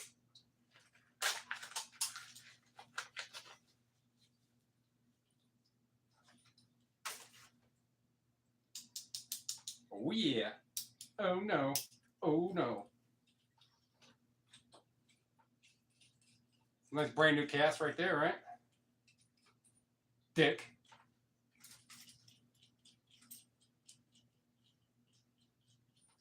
I hope you're of the right age to where you understand a lot of the references I say, or anybody who watches. If not, then I refer you to go listen to some MC Chris.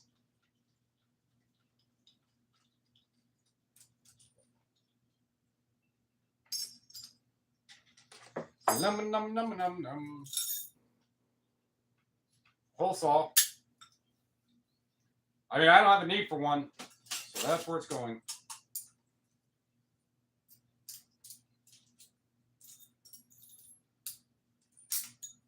Little punch outs.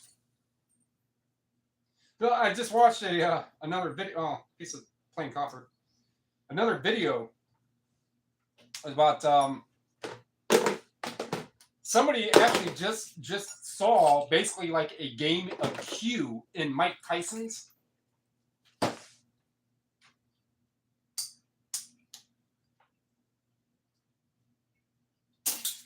I don't have a need for that stuff. That when a like an audience member in the game like ducks down, you can go up and on like most of all the opponents, when they duck down, you can hit them, you can punch your opponent, and they get knocked out. 40 years. Somebody finally just, it's like, that's how bored people are getting now. They're sitting like, hey, of the 88-bit faces that are in the audience, is there anything that I can pick up on that's going to cue me to do something? That's solid core. Cue me to do something that I can be better. Who sat there and played Mike Tyson's and thought about that? But regardless, that's what happened.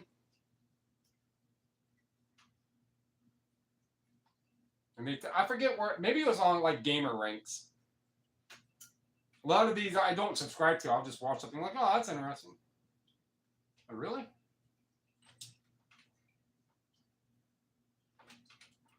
Yeah. Just almost quadrupled the value of that right there. I will always take an Allen key. It's like 10 millimeter.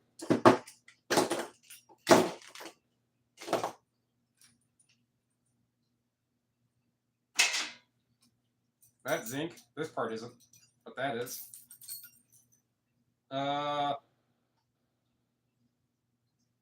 This could be sliced down.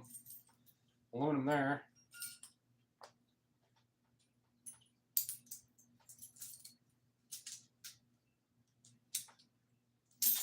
Only if I had.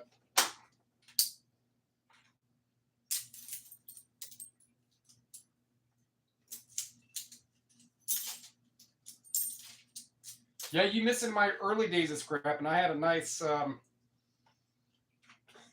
days, not too long ago. But I had an old like golden nugget casino, Vegas casino bottle opener, old one, souvenir one, and I don't know what happened to it. I think it got stuck to a piece of steel. And it's somewhere, I don't know where it's at now, somewhere in Painesville.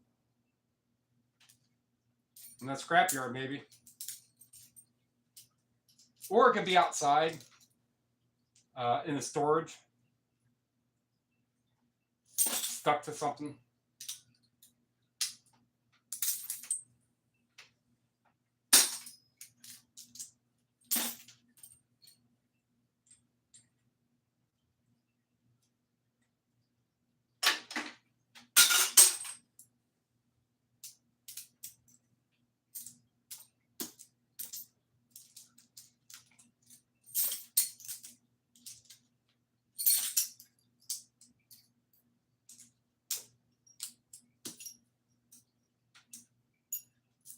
I mean, those are barely, but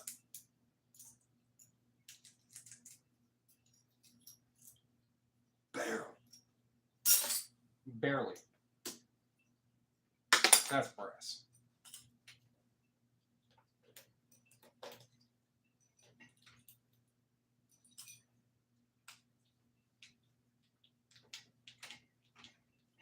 All my fans left.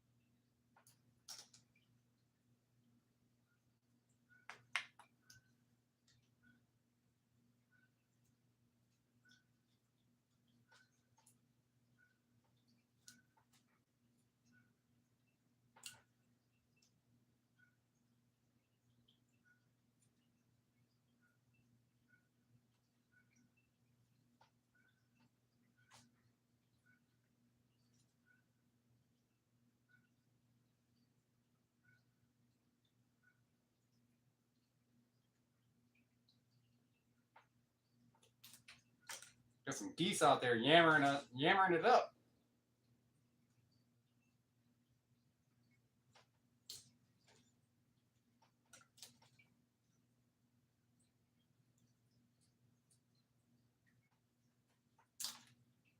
Souvenir for the ground.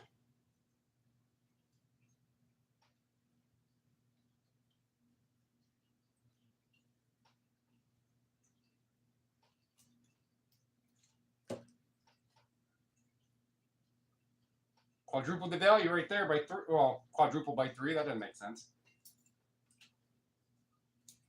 Quadruple the value of that.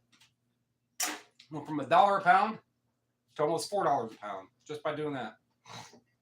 So a lot of this stuff, yeah, man, you guys are gonna talk me into just getting a cheap stripper. Write that one off on taxes.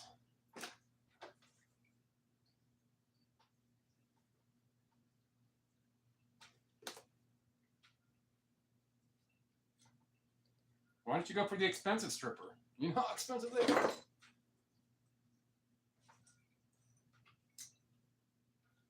Yeah, man, but you have it in your line, your deduction line as a cheap stripper.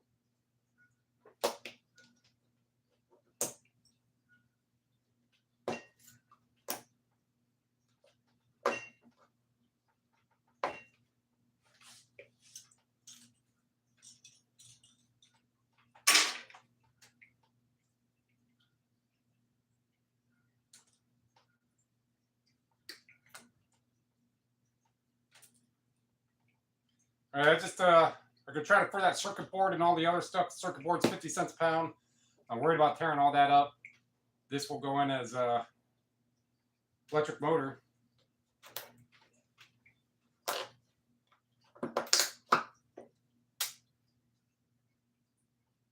Clean up as much as you can, I guess.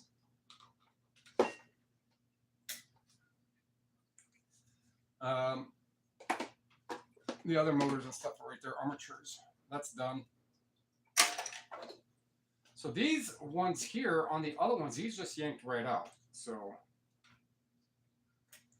these ones are not wanting to be that compliant. Because I don't want to grow up a Toys R Us kid.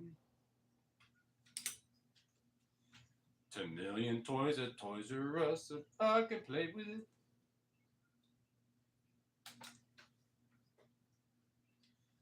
From bikes and trains to video games. It was the biggest toy store there is. I don't want to grow up, because if I did, there won't be any more Toys R Us stores. And look what happened. But if no more Toys R Us stores.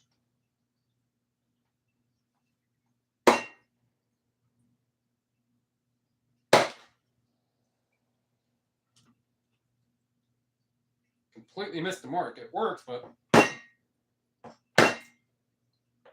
Oh, come on.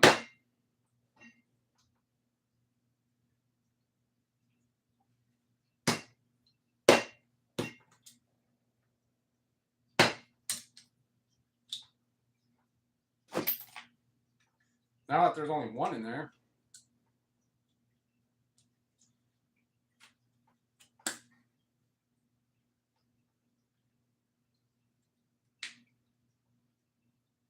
It's split like right there. If I take this bigger one, I just split the side open.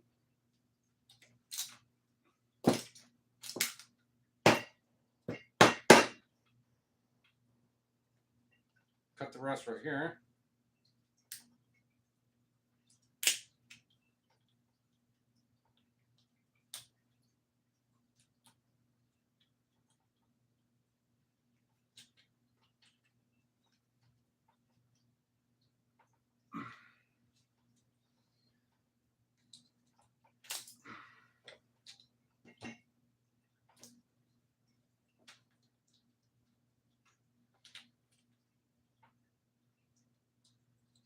Straight up, no, tell me when heaven is forever. Oh, oh, oh. Caught me in a hit and run.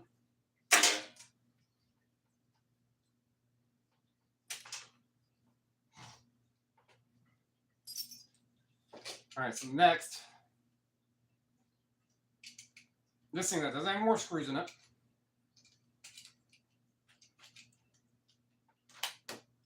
There's that. All right, and that.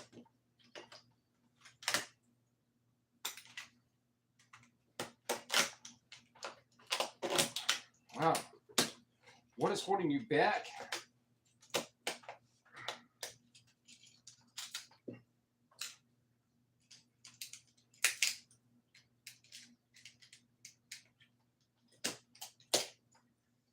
Like I said, or like a lot of scrappers probably have a basic generic motto. I'm not putting it together, so I don't care on how I take it apart. I'm not looking for it to be fancy when I'm done.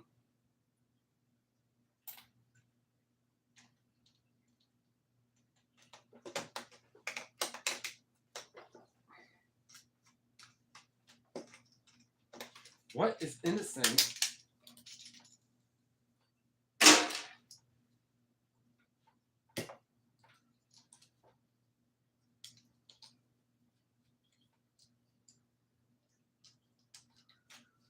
How long has it been going? Well, off and on for 2 hours because of the connection.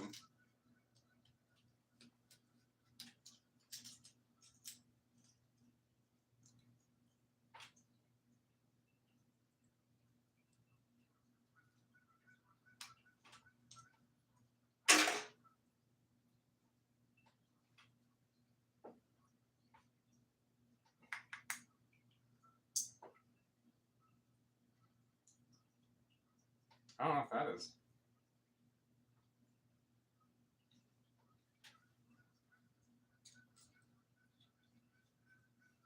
Hear those geese?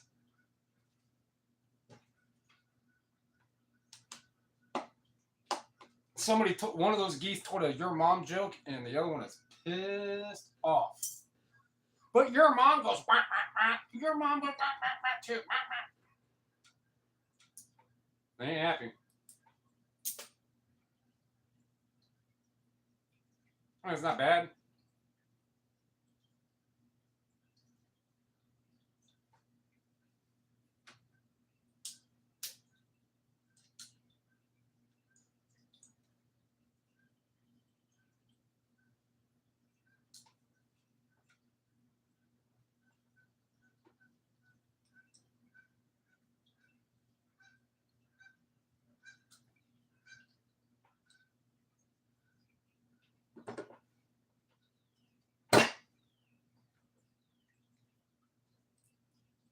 There we go. So that one's riveted on there. I might be able to peel that copper off.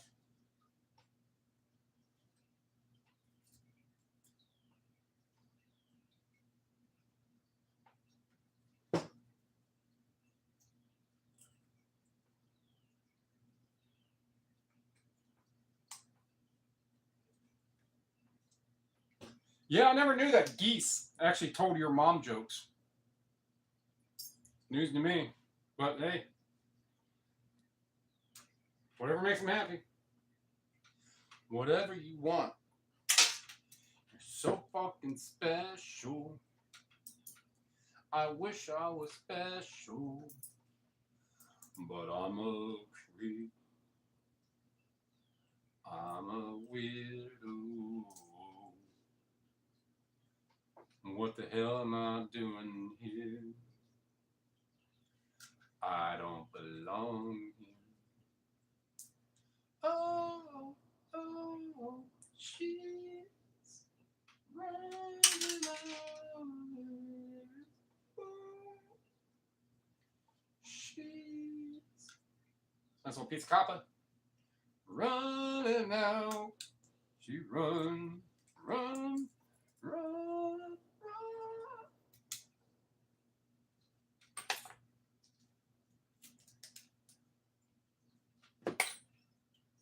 Dude, what a creep. Singing a song about some woman running out.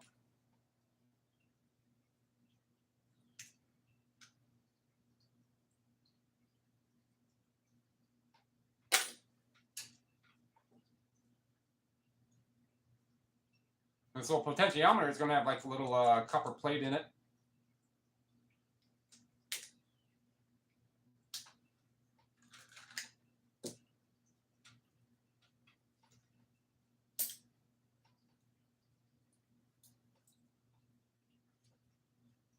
So I take these little circuit boards apart.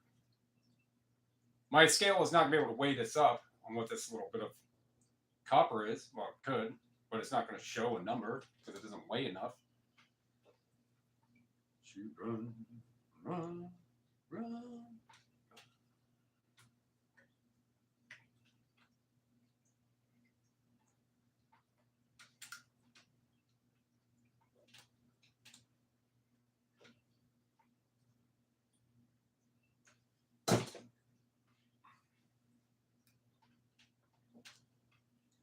Okay.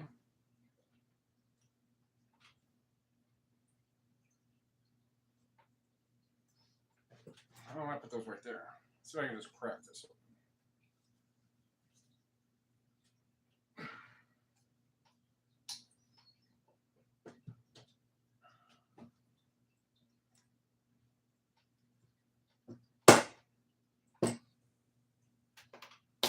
Cracked open that way.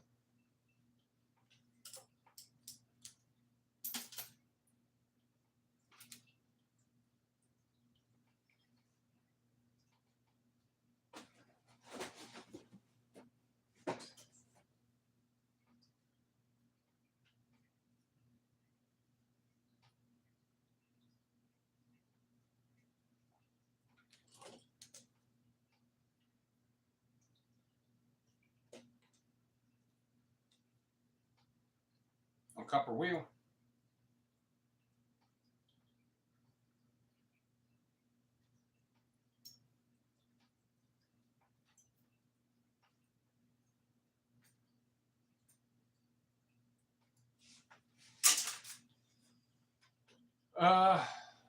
That's closed. To get to some of these switches, like this one, I got to break open. That's heavy too. This one I worked on a little bit. Got to crack this one open. These aren't an issue.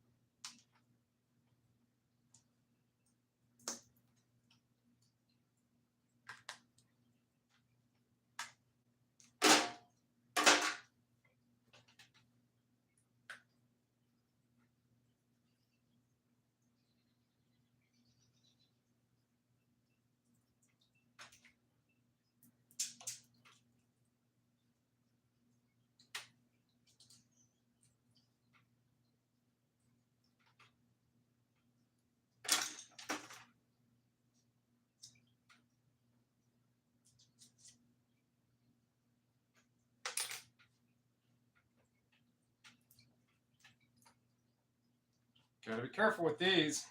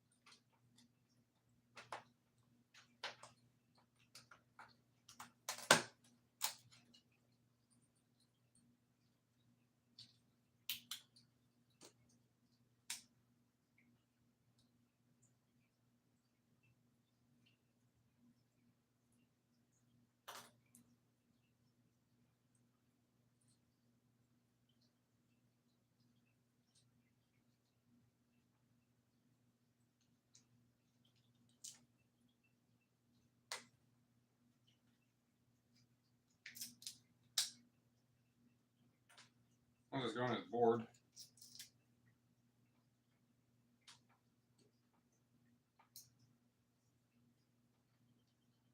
Steel. Hello for all of you new people. Well, I mean, I guess you're not new. I mean, if you know how to use a computer, you're really not that new.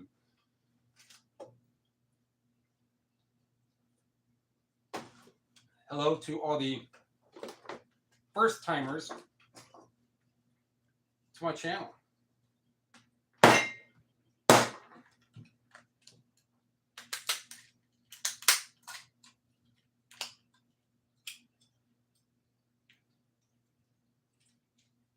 If you've done one, you've done them all.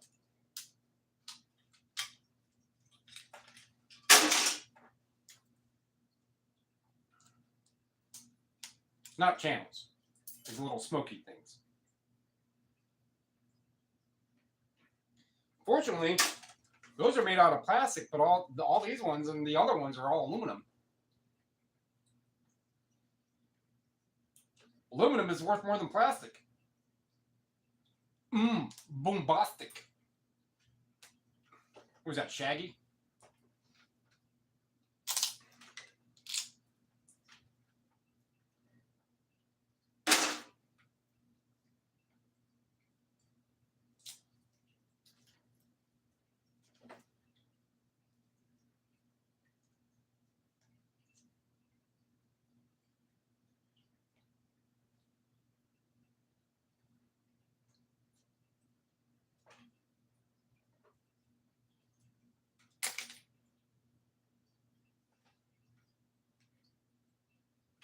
That counts.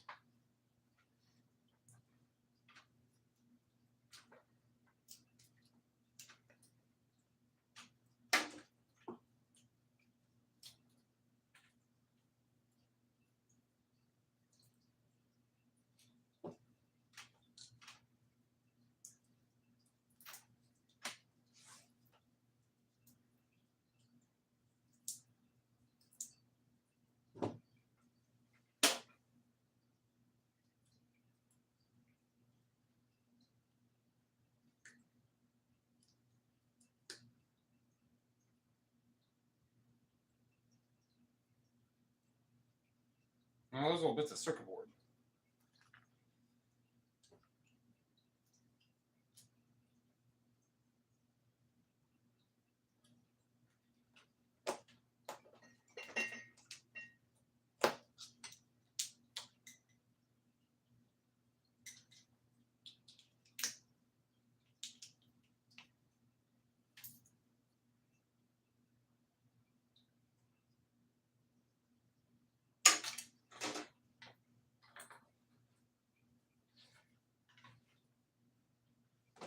This one,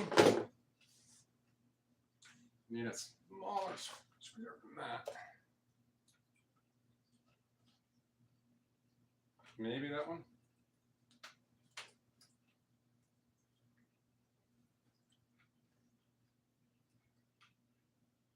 Ah, no, those are hex. Maybe this one.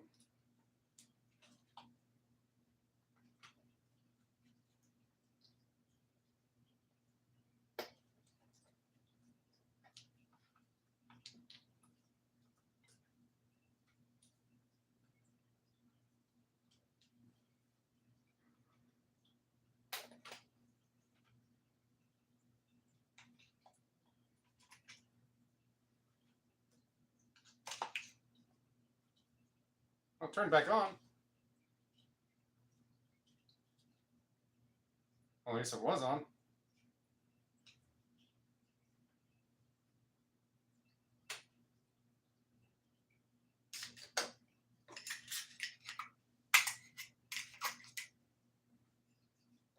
A piece of aluminum.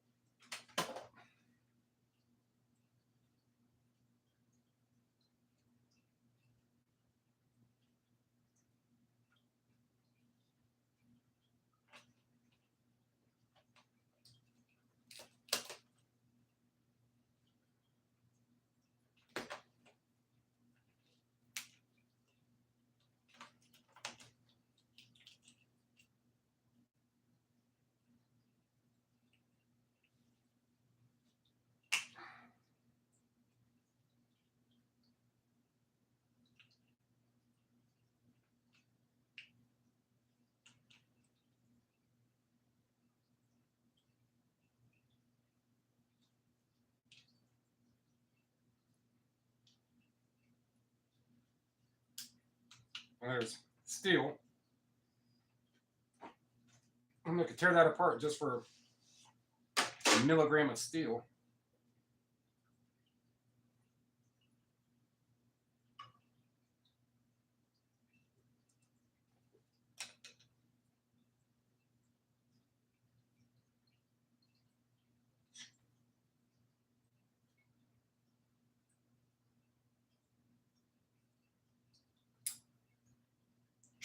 I was going to know the difference.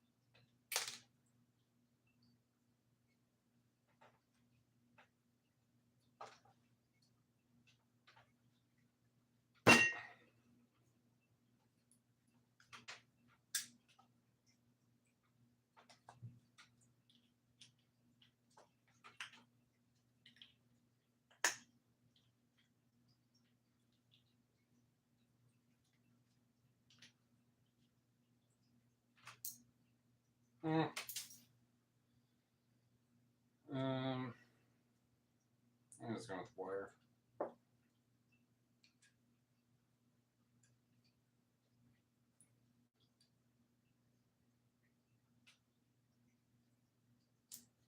I mean, those other ones pushed right out.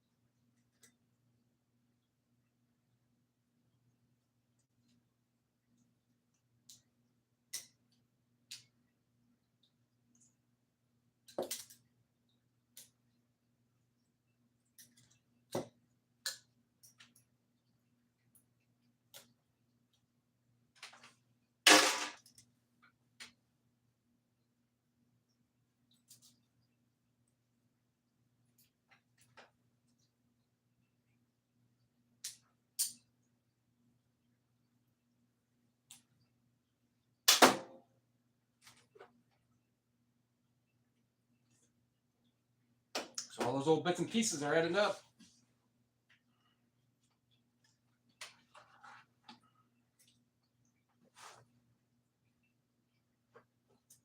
It's like all those little connector ends and stuff.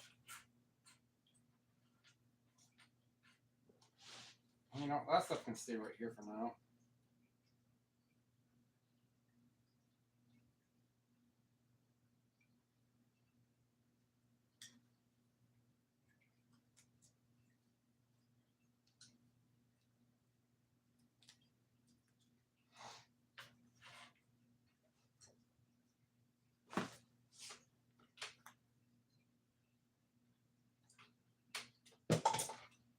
See how many of these outlets I can get taken apart and oh, there's those. I was looking for those.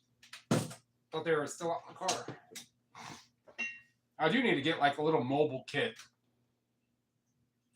like something that has got 30 sockets, a wrench, a couple screwdrivers, some snips and stuff.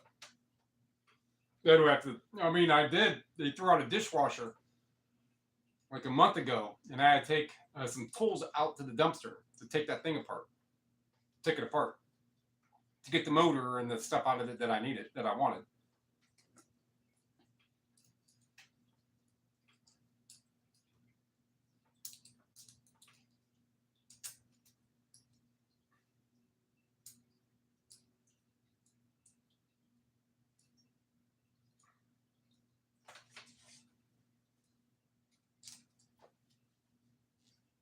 That's probably why I still had these out.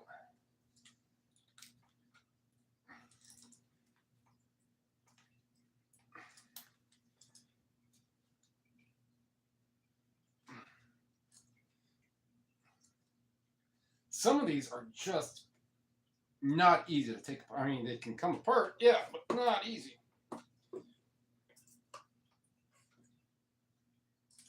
That one, they're not going to come apart easily. I don't even have a back to it.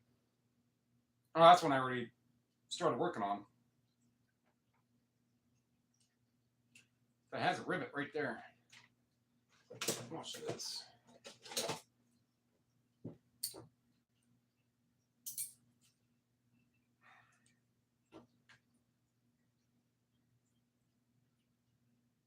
Actually, use nah, that's gonna be too much.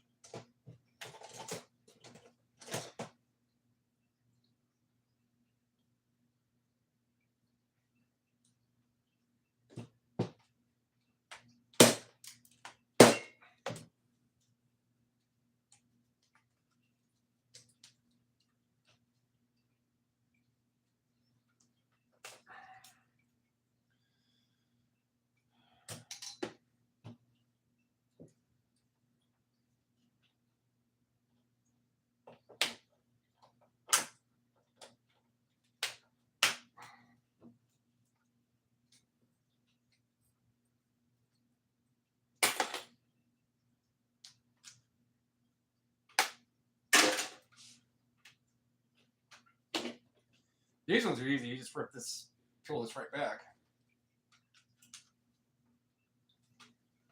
That's where you wear gloves, I guess, huh?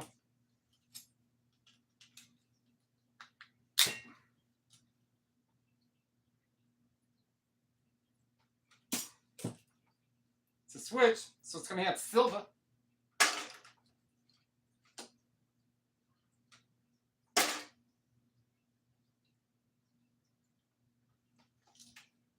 Oh yeah, so I was talking to my neighbor Mason. He said he got some copper and stuff, and he's gonna get a crucible for something. I was like, dude, let me know. I'll share the propane. Because run a crucible for like silver and copper and stuff, that takes a lot of energy to get that heat you need. I was like, you get it, man. Get yourself a mold.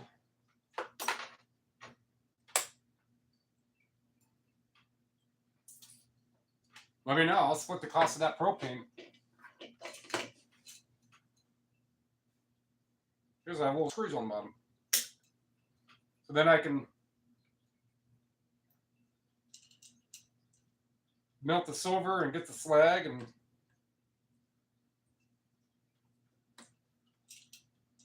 I told our best bet is probably do it in the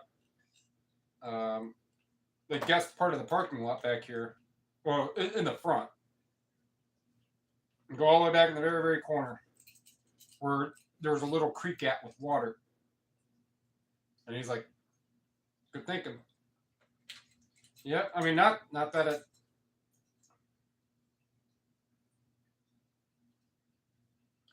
will have any issues, but safety first, my guy.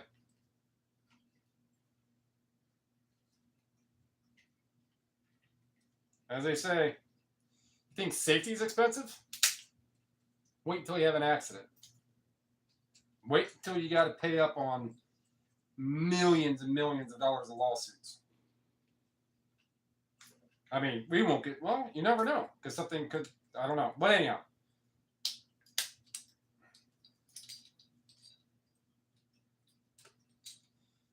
When he gets a crucible, whenever that may be,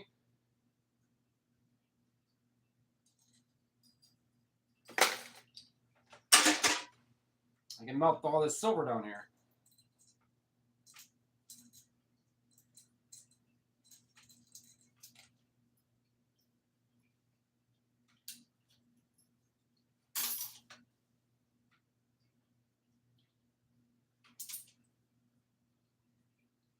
I'm only going to have a couple more of these left, and that's going to be it. Whatever else I can take apart. These have rivets right down the middle. Sometimes you can just yank these right out.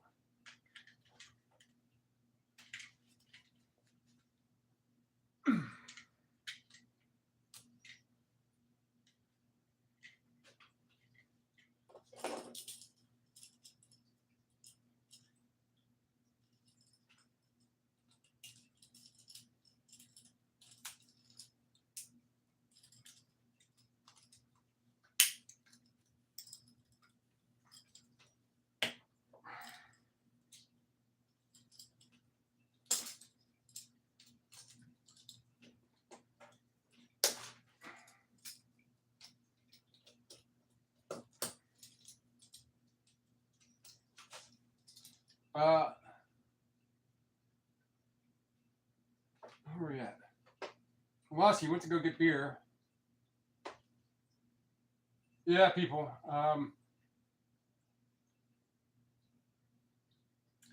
Saying something about that shortly after he left, but I use a self-made diesel furnace for melting. Oh wow. Well, I don't know. I think iron is probably one of the higher temperatures for melting point. I do use an electric furnace. Oh, I did. Well, I said something yesterday in your when you were here that I saw a video. I didn't watch the video. I saw like one of your videos that you're melting silver. Or so I don't remember the exact title, but if you made, if I'm referring to the video, and if you know that that's, yeah, that was me, then you know what I'm talking about. But I was like, oh man, one of these days. But I don't want to buy a crucible. My neighbor will. I mean, that's just an idea. He's 20 years old, maybe. I mean, you and a handful of other Big Stack, Big D, or whatever his name is. I watched some of his. That's a while ago. But a lot of that is like ASMR or whatever it is. Just like really relaxing, just kind of watch. And he just pours that stuff right in there. And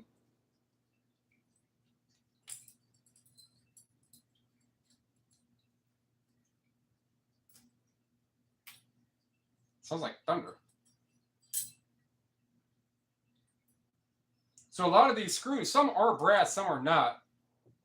They're just going in as brass. And if it's easy to remove, it's easy to remove. It's not easy for me. And this, just these little things right here. And a couple other switches right here. And this, or not switches, outlets. This one I was trying so hard yesterday to get through.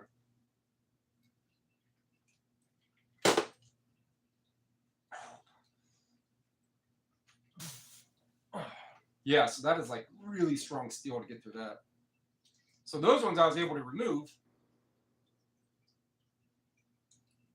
But it's a rivet in there. So that's just a hammer. That's a chunky switch. You know, I'm just go outside and go swipe this right now. Go take some swaps at it. That's just too chunky of one to pass up. And I really don't feel like... How about these two? A double throw and an old switch.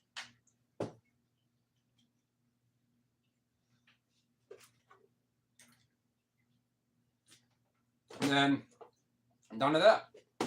And that's another day.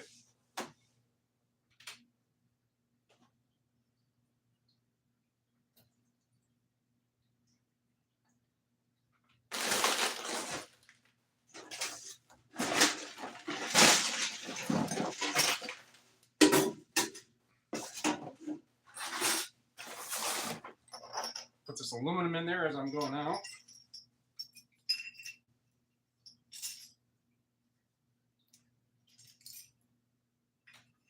Yeah, I mean, all these like from these little smoky, smoking things, vapes. Where'd my north one go? Those are aluminum.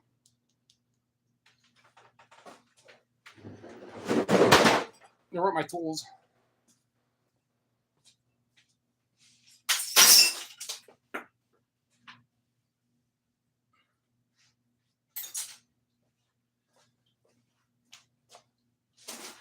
230 pounds sitting on this chair. That's me. When I get up off the chair, and then the walls come, you know, good song. I loved Kid Rock back in the day. Not anymore. And that's all I got to say about that. Let me smack these open. And I saw your comment. I'll get to in a minute.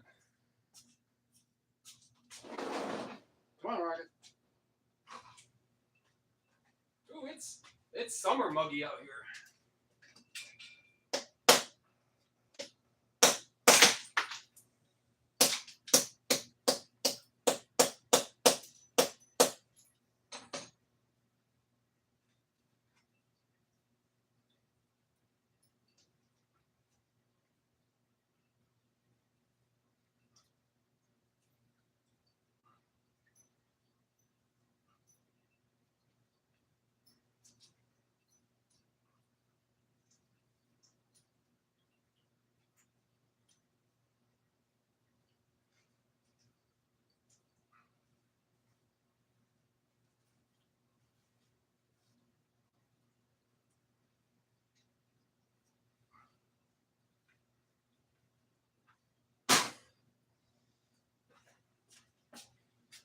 Here is debris pile number 1.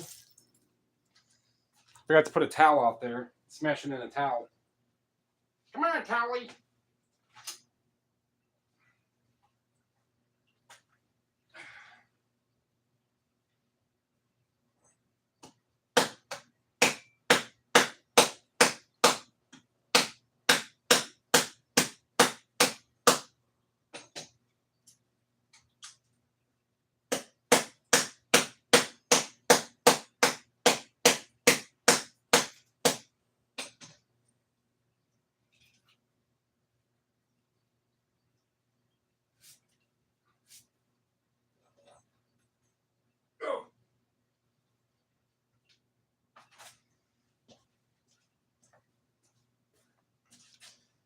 Here's the debris pile number 2. Got my thumb.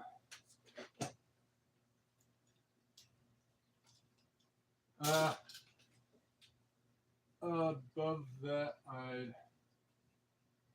oh, yeah, you're getting like big tools. Video you.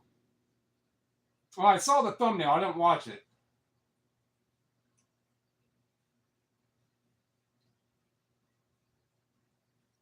Well, I mean, I have a little canister torch nozzle somewhere. And of all this stuff, all this like cleaning consult, I can't find it. I don't know what the fuck's that. They're only like $10. The little stem.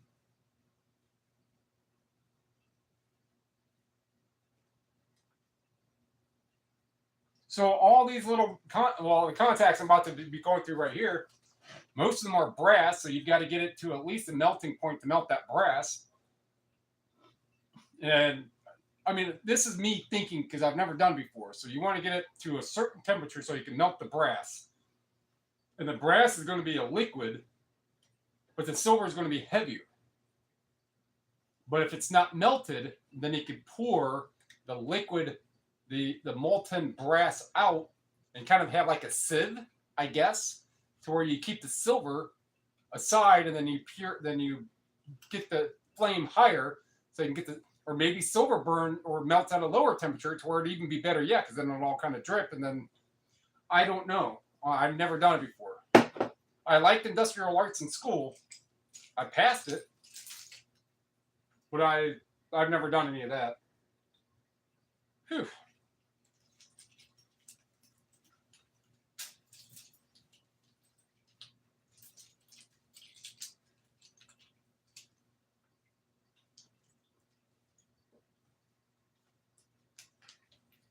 But I think it'd be a great idea to actually have somebody show me about circuit boards. Have somebody show me about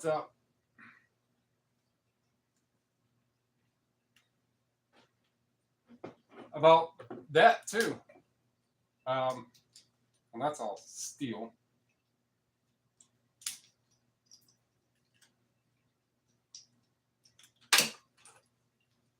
I mean, it could be something I'll be doing full time, but what is the harm? I want to say call it a new trade, but what's the harm in learning something that knowing how to smelt, melt, mold, and all that, regardless, it is thundering.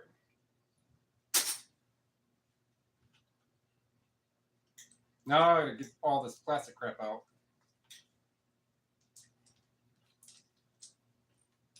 I was telling my brother, telling the electrician up here, that I am surprised on how flimsy and how easy breakers are to break.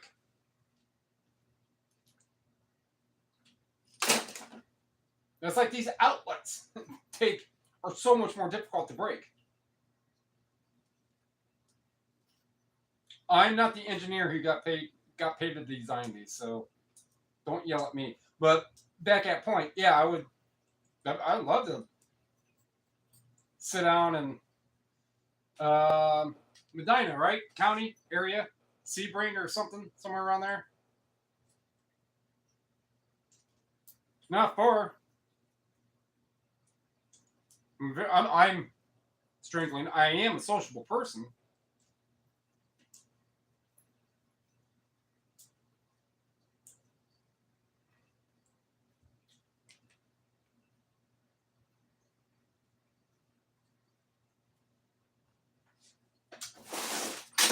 I come off a little strange sometimes with some people.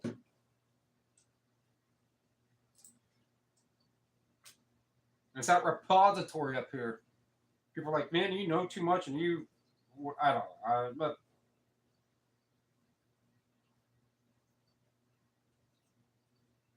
so look at these nice little knobby silvers on that. And a double pole breaker is probably going to be 70-80% silver. I mean, I don't know the exact composition, right? But you want those things to be better that's opposing to like one in the switch. You want your breaker to work better than your switch. If your breaker does not work right how it should, it's time to enjoy a fire. Ask me how I know. Go on. Ask me how I know that a good working breaker is what should be working in order to trip a line so fires don't happen.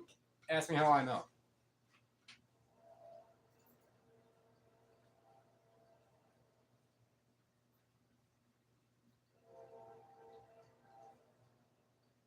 Well, you don't have to. I think you kind of get the point. It's like, oh yeah, he probably had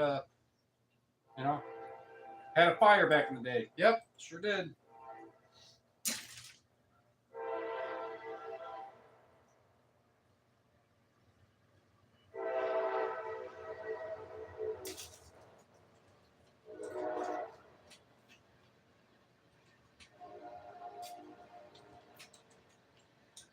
Yep.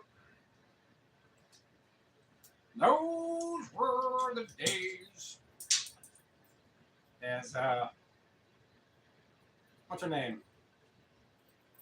Vicki Lawrence, right? Was that Vicki Lawrence? Because I just mentioned her today in the video. From Mama's Family, All in the Family.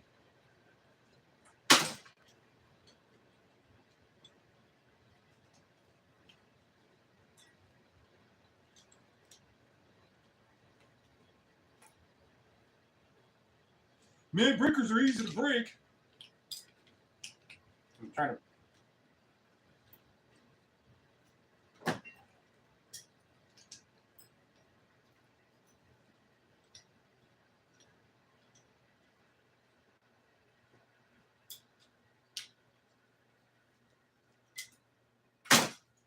Yeah, we lived up in an area of Akron called North Hill, and then wife, I mean, she just when we moved there. Actually, our daughter was born was the same day when we moved to our new apartment. So either way, and that was back like when we were on HUD, Housing Authority stuff. But there's going to be silver on that one. Not that one.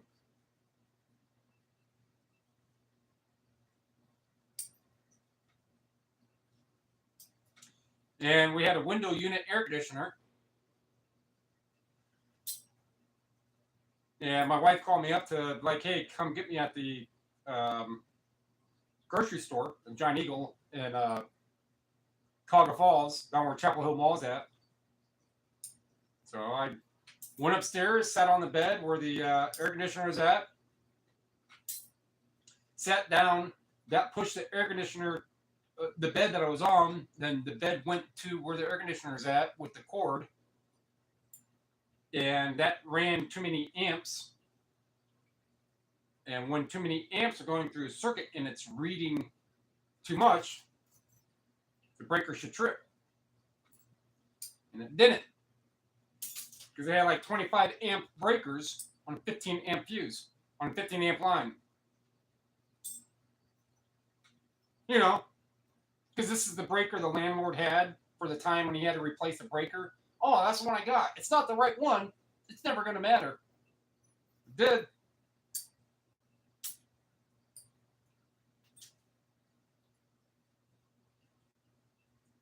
So here we are now, and he got a story. Oh, that sucks. You're welcome.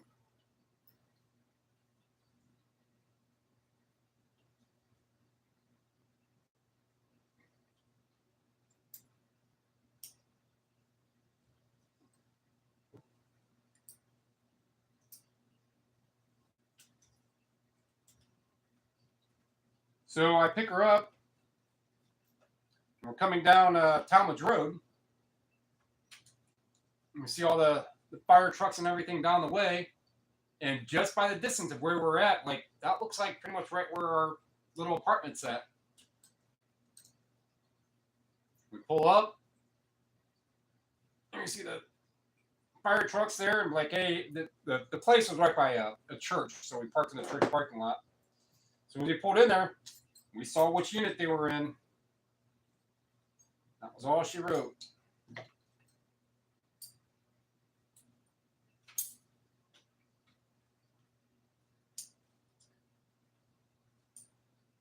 Now, how was that? Some of that was back. Either way, I'm not worried about all that. So ask me how I know that you want to make sure the breakers are the right ones. You better put you shouldn't have to put faith in a good or bad breaker. You should put faith in that the proper breaker is where it's supposed to be. But that was almost 20 years ago now.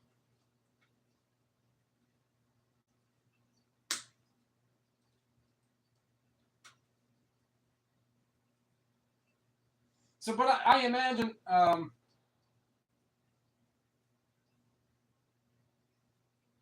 no, we did not.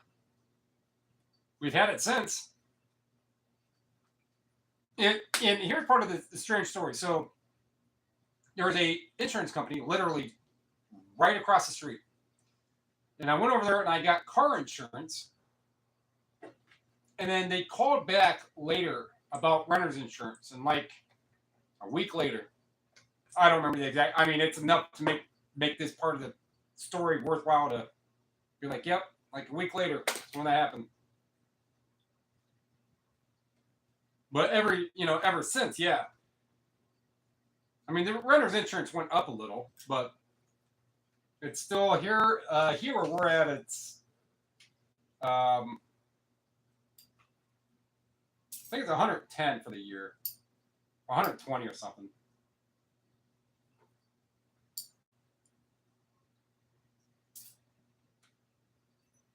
Lesson learned. And fortunately, then, many years ago and all that, didn't really have a whole lot.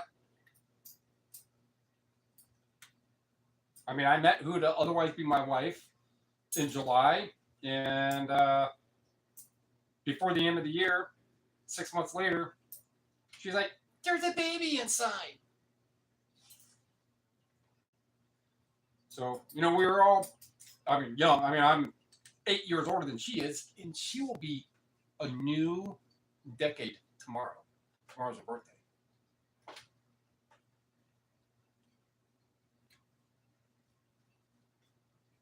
But we didn't have much. It was more over the massive inconvenience. Like 3 months worth of inconvenience.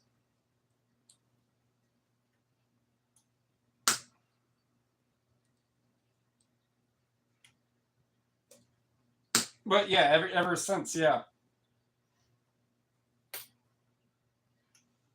In case shit happens. Shit happened.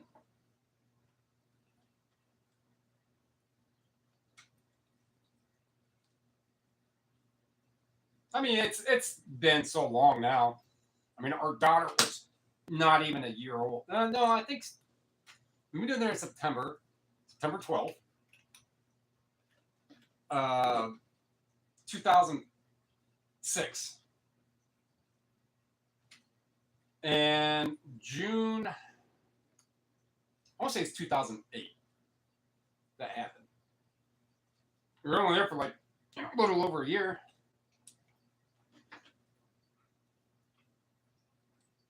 I mean, yeah, well, we did have a car.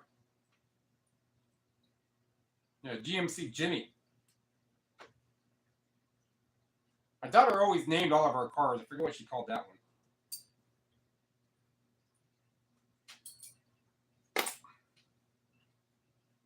But now, years have gone by, and you kind of joke about it. But yeah, it was a massive inconvenience.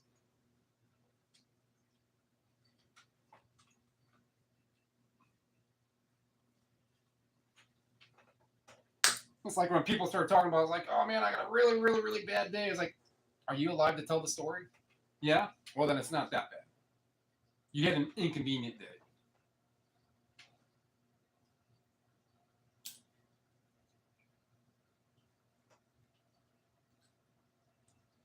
Now, that's exactly why I put my hand right here. So I can stop him from bouncing. Oh, there it is. Where are you at? Caught up? Yeah, I'm caught up enough.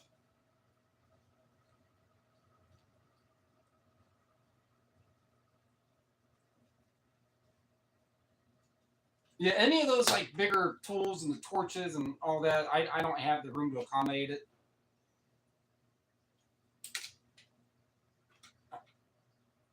And right now, I mean, I prefer to just use hand tools as much as I can, as long as I can. I don't want to do the power tools and bench tools and all that. Because if I can do it by hand, now granted, literally I have bigger hands. I'm a big, tall person. But if I can do it by hand, and then that can be like, well, he's just doing it with basic hand tools. It means I can do it too. And the more people you can get out there to scrap, period, let alone a micro scrap,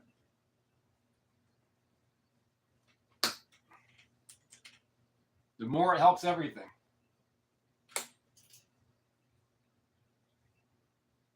Same thing with reselling. The more resellers that are out there that are going to the thrift stores, buying stuff, so it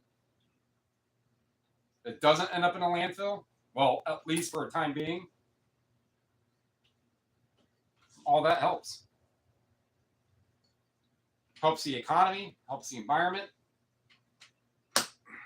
helps whoever is the person buying the item. And with physical media, I help with memories, nostalgia, books, music.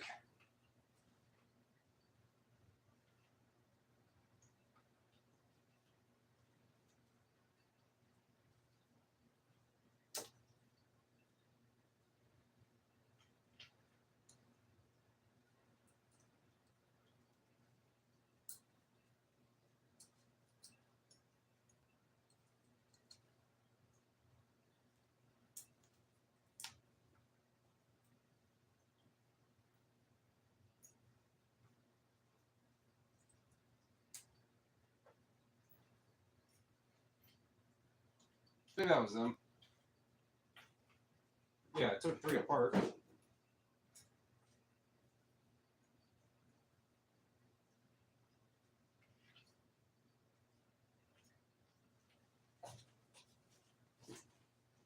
And see, there's another thing that maybe you. Oh, I got one more. One more.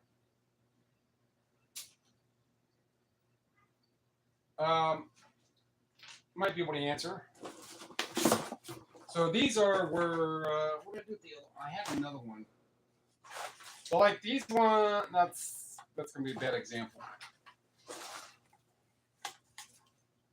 These ones with like these real foil backs and stuff, and these gold. Should I cut those down and sell those as like?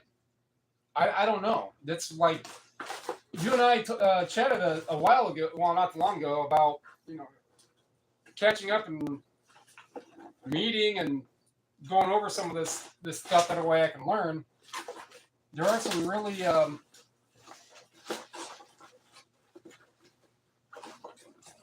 like that has a whole plastic. There are some other ones in here that it's just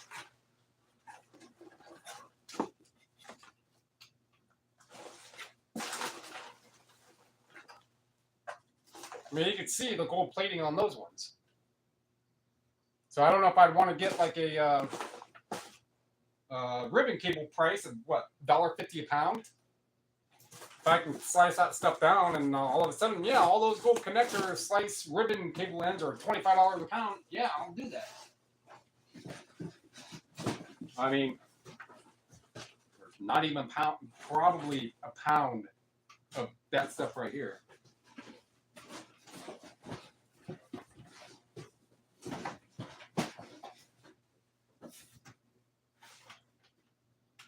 Check this last one right here. I think it dipped.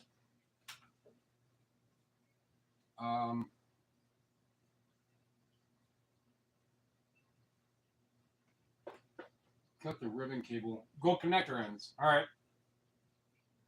Yeah, so any of them that just have the gold, I'll slice it off. It's pretty much about as close as I can get.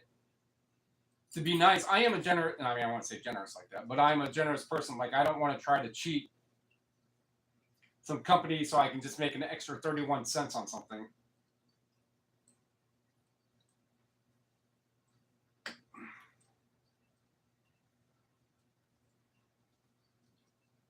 But I'll cut those down and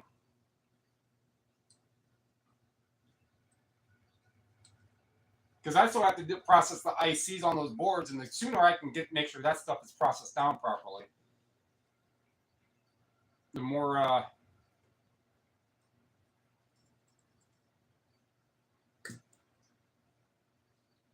space, more organization. The less it ponders on my head, hey, I got to do this with all this microscrapping that I just started to get myself into.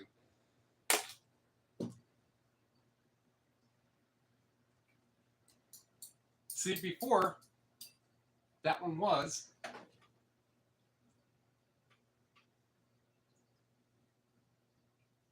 I mean, I'm not going to. Oh, because of that.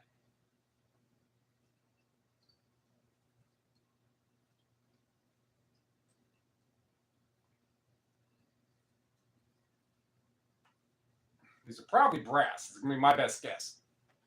Ugh.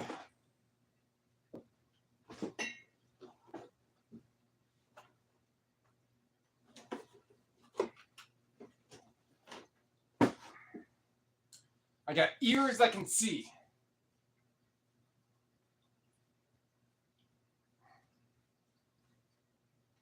So that's going to be the case for that.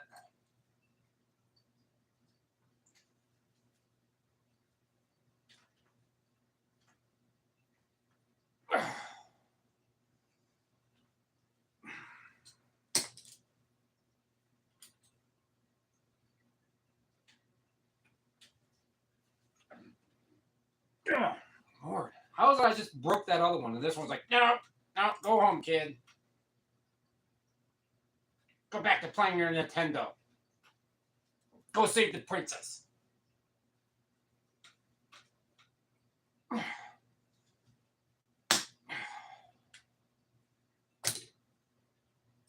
She-Ra. Well, they're going to have brass anyhow. It makes sense. You want to think that to be aluminum.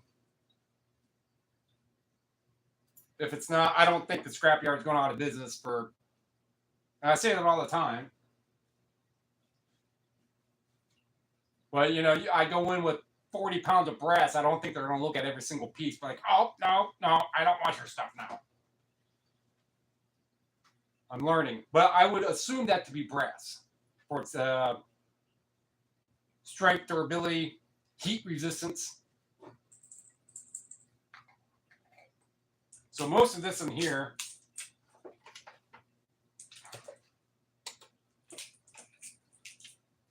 10 ounces. Half that. So if half that is, let's say 5 ounces minus the glass, right? It's 5 ounces, and if half of that can be consolidated down to pure silver, 2 ounces, that's $100. No, silver is like $80 now. Minus all the other, it's still like $100 of silver sitting in there. More. It'd be zero if I didn't chop them down like that. I think the micro scrappers are people, you know, like me who just started or just do it as like strictly a hobby. It's not really about the money.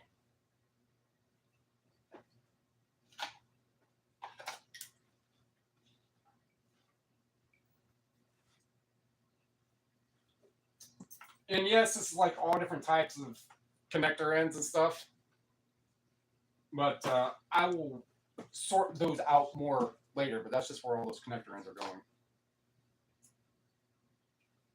Because if it was really about the money, I would be active like Thumbprint. You know, go out every day and go get a whole bunch. And mathematically, it does not compute. If that you do that full time, unless you've got, to me, stop me when I'm wrong. To me, you would have to have connections with people. Like serious connections with all different types of people who end up with all kinds of scrap.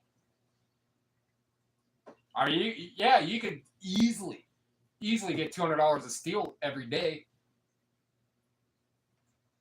Without a fucking doubt.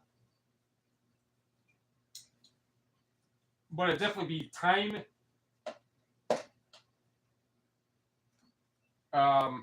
advantageous on time. If you already had a bunch of connections, as opposed to just constantly driving around. Either way on however it's being done, you're still saving things and making money while you're doing it. Those people who do it free time, like William Walhurt, whatever his name is, I mean, he has a hammer mill, and he has connections where he goes and buys barrels and barrels of insulated wire, chops it up, makes good money with that.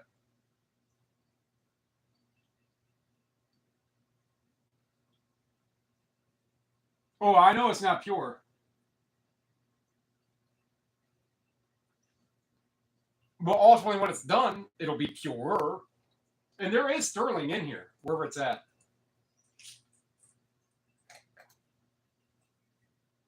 All right, that's sterling. It goes to a brand of watch called Ulysses. And Ulysses only made sterling watches and sterling bands.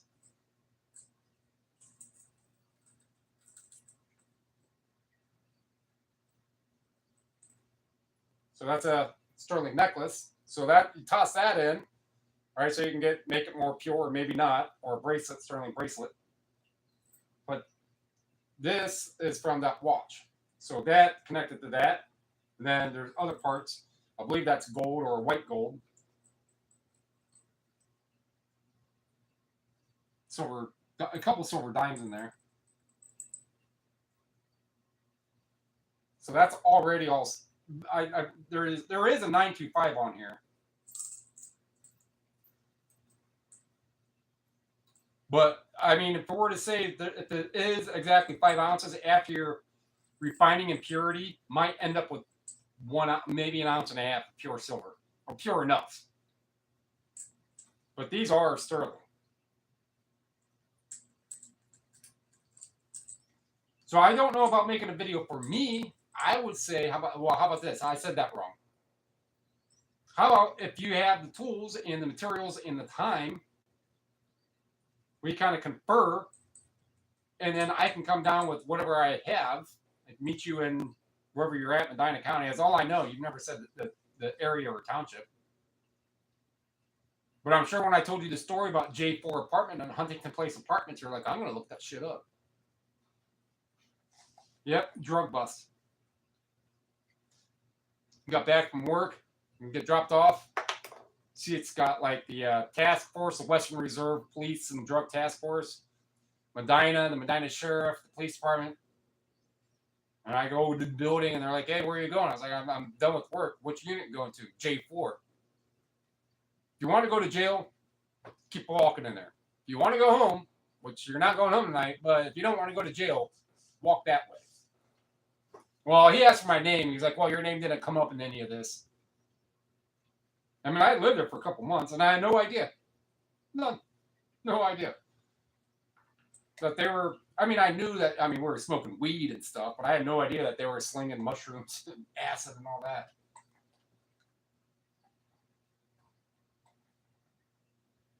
What is referring?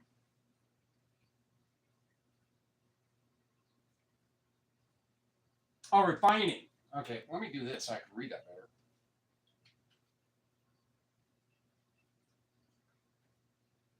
Anyways, Mike, I did watch another one of his. Well, not the whole thing. It was like a 15-minute video on like a breakdown of circuit boards, or not. Well, I mean, there were circuit boards in the mix, but he was identifying different like materials and components that have silver in them, like the little 2-point round little caps or resistors or whatever, and something else. And then I stopped watching it. But yeah, the last bit of silver refined for another. Mike, it's XRF. I don't know what XRF is. F4, not jargon. I don't know that jargon. I'm gonna guess he probably had something like this. If I'm understanding numbers and trying to do some math here, that it probably turned from. I don't know. I'm not even gonna speculate.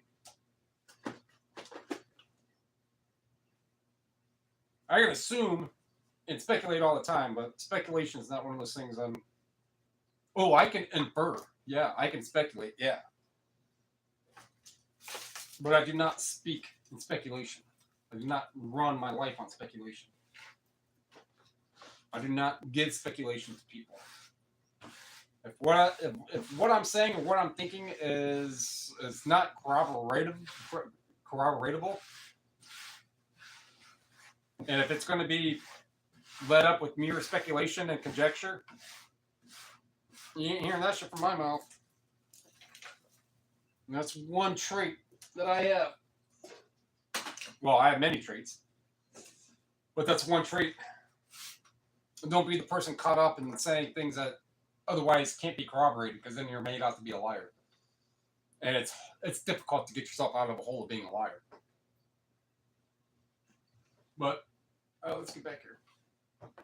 No issues. Yeah, that'd be great. I'd love that. And then I can learn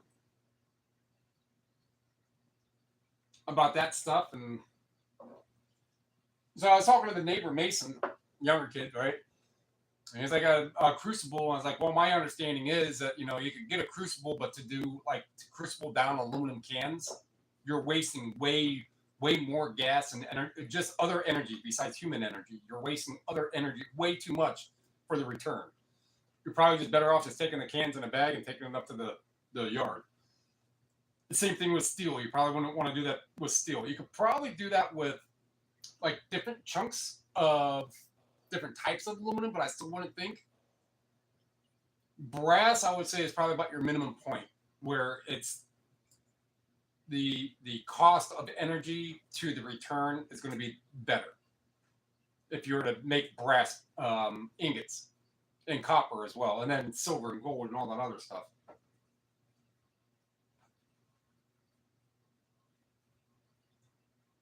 And I clicked myself there. So I mean, that was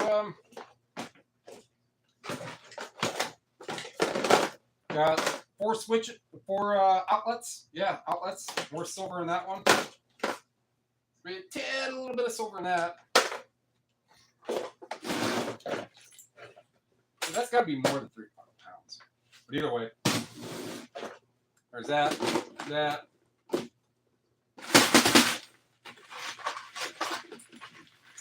Yeah, so this is from a deadbolt, like an old deadbolt. That's brass. It's either that or it's heavy as hell aluminum or aluminum alloy or a brass and aluminum or something. You'd figure it would be brass because aluminum is, if a deadbolt, you have it like that, that aluminum's going to be a lot easier to cut through.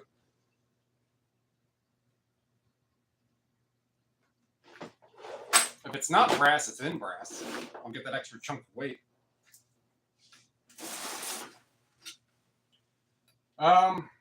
So if I find more stuff, if it's a small bin container like this, no, I probably won't. But if it's a container more like this wire size, yeah, I'll do it again. But I'll be home tomorrow because I got to get more books listed.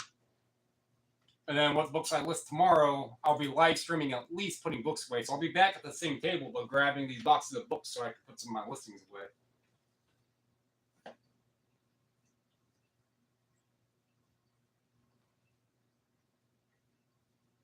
Yeah, what is the most expensive and luxury, or the most time?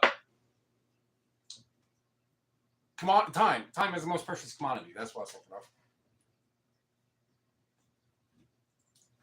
But you have to shoot me an email with your phone number, and when I get it, I'll just text you. I'll just write Derek, and then save me in there, and then hit me up and be like, hey, I'm going to be doing some silver refining this weekend, whenever it may be. You're like, cool. And then I'll bring the boards down and some other stuff down, and stop somewhere out there. There was that hot dog stand in downtown Medina. I don't know if it's still there. Right off was that Smith Road? Or Huntington Road, or one of those, or whichever. There's a hot dog stand that was down there a while ago. But I haven't eaten and dined in a while. I worked at the Applebee's and the Sagebrush in downtown. I worked for a landscape company out there years ago called Good. Well, I think I said that last live stream I did this, or last one when I talked about Medina. Yeah, send me an email with the phone number, and then I'll respond back with my name, or I'll respond back with my phone number or through my phone. Go from there and figure it out from there. But aside of that, it's 9:30. Wash my hands. Grab a little more to eat. Go from there. I'll get your email, but let me know your name in the email. Appreciate it again. Thanks, man.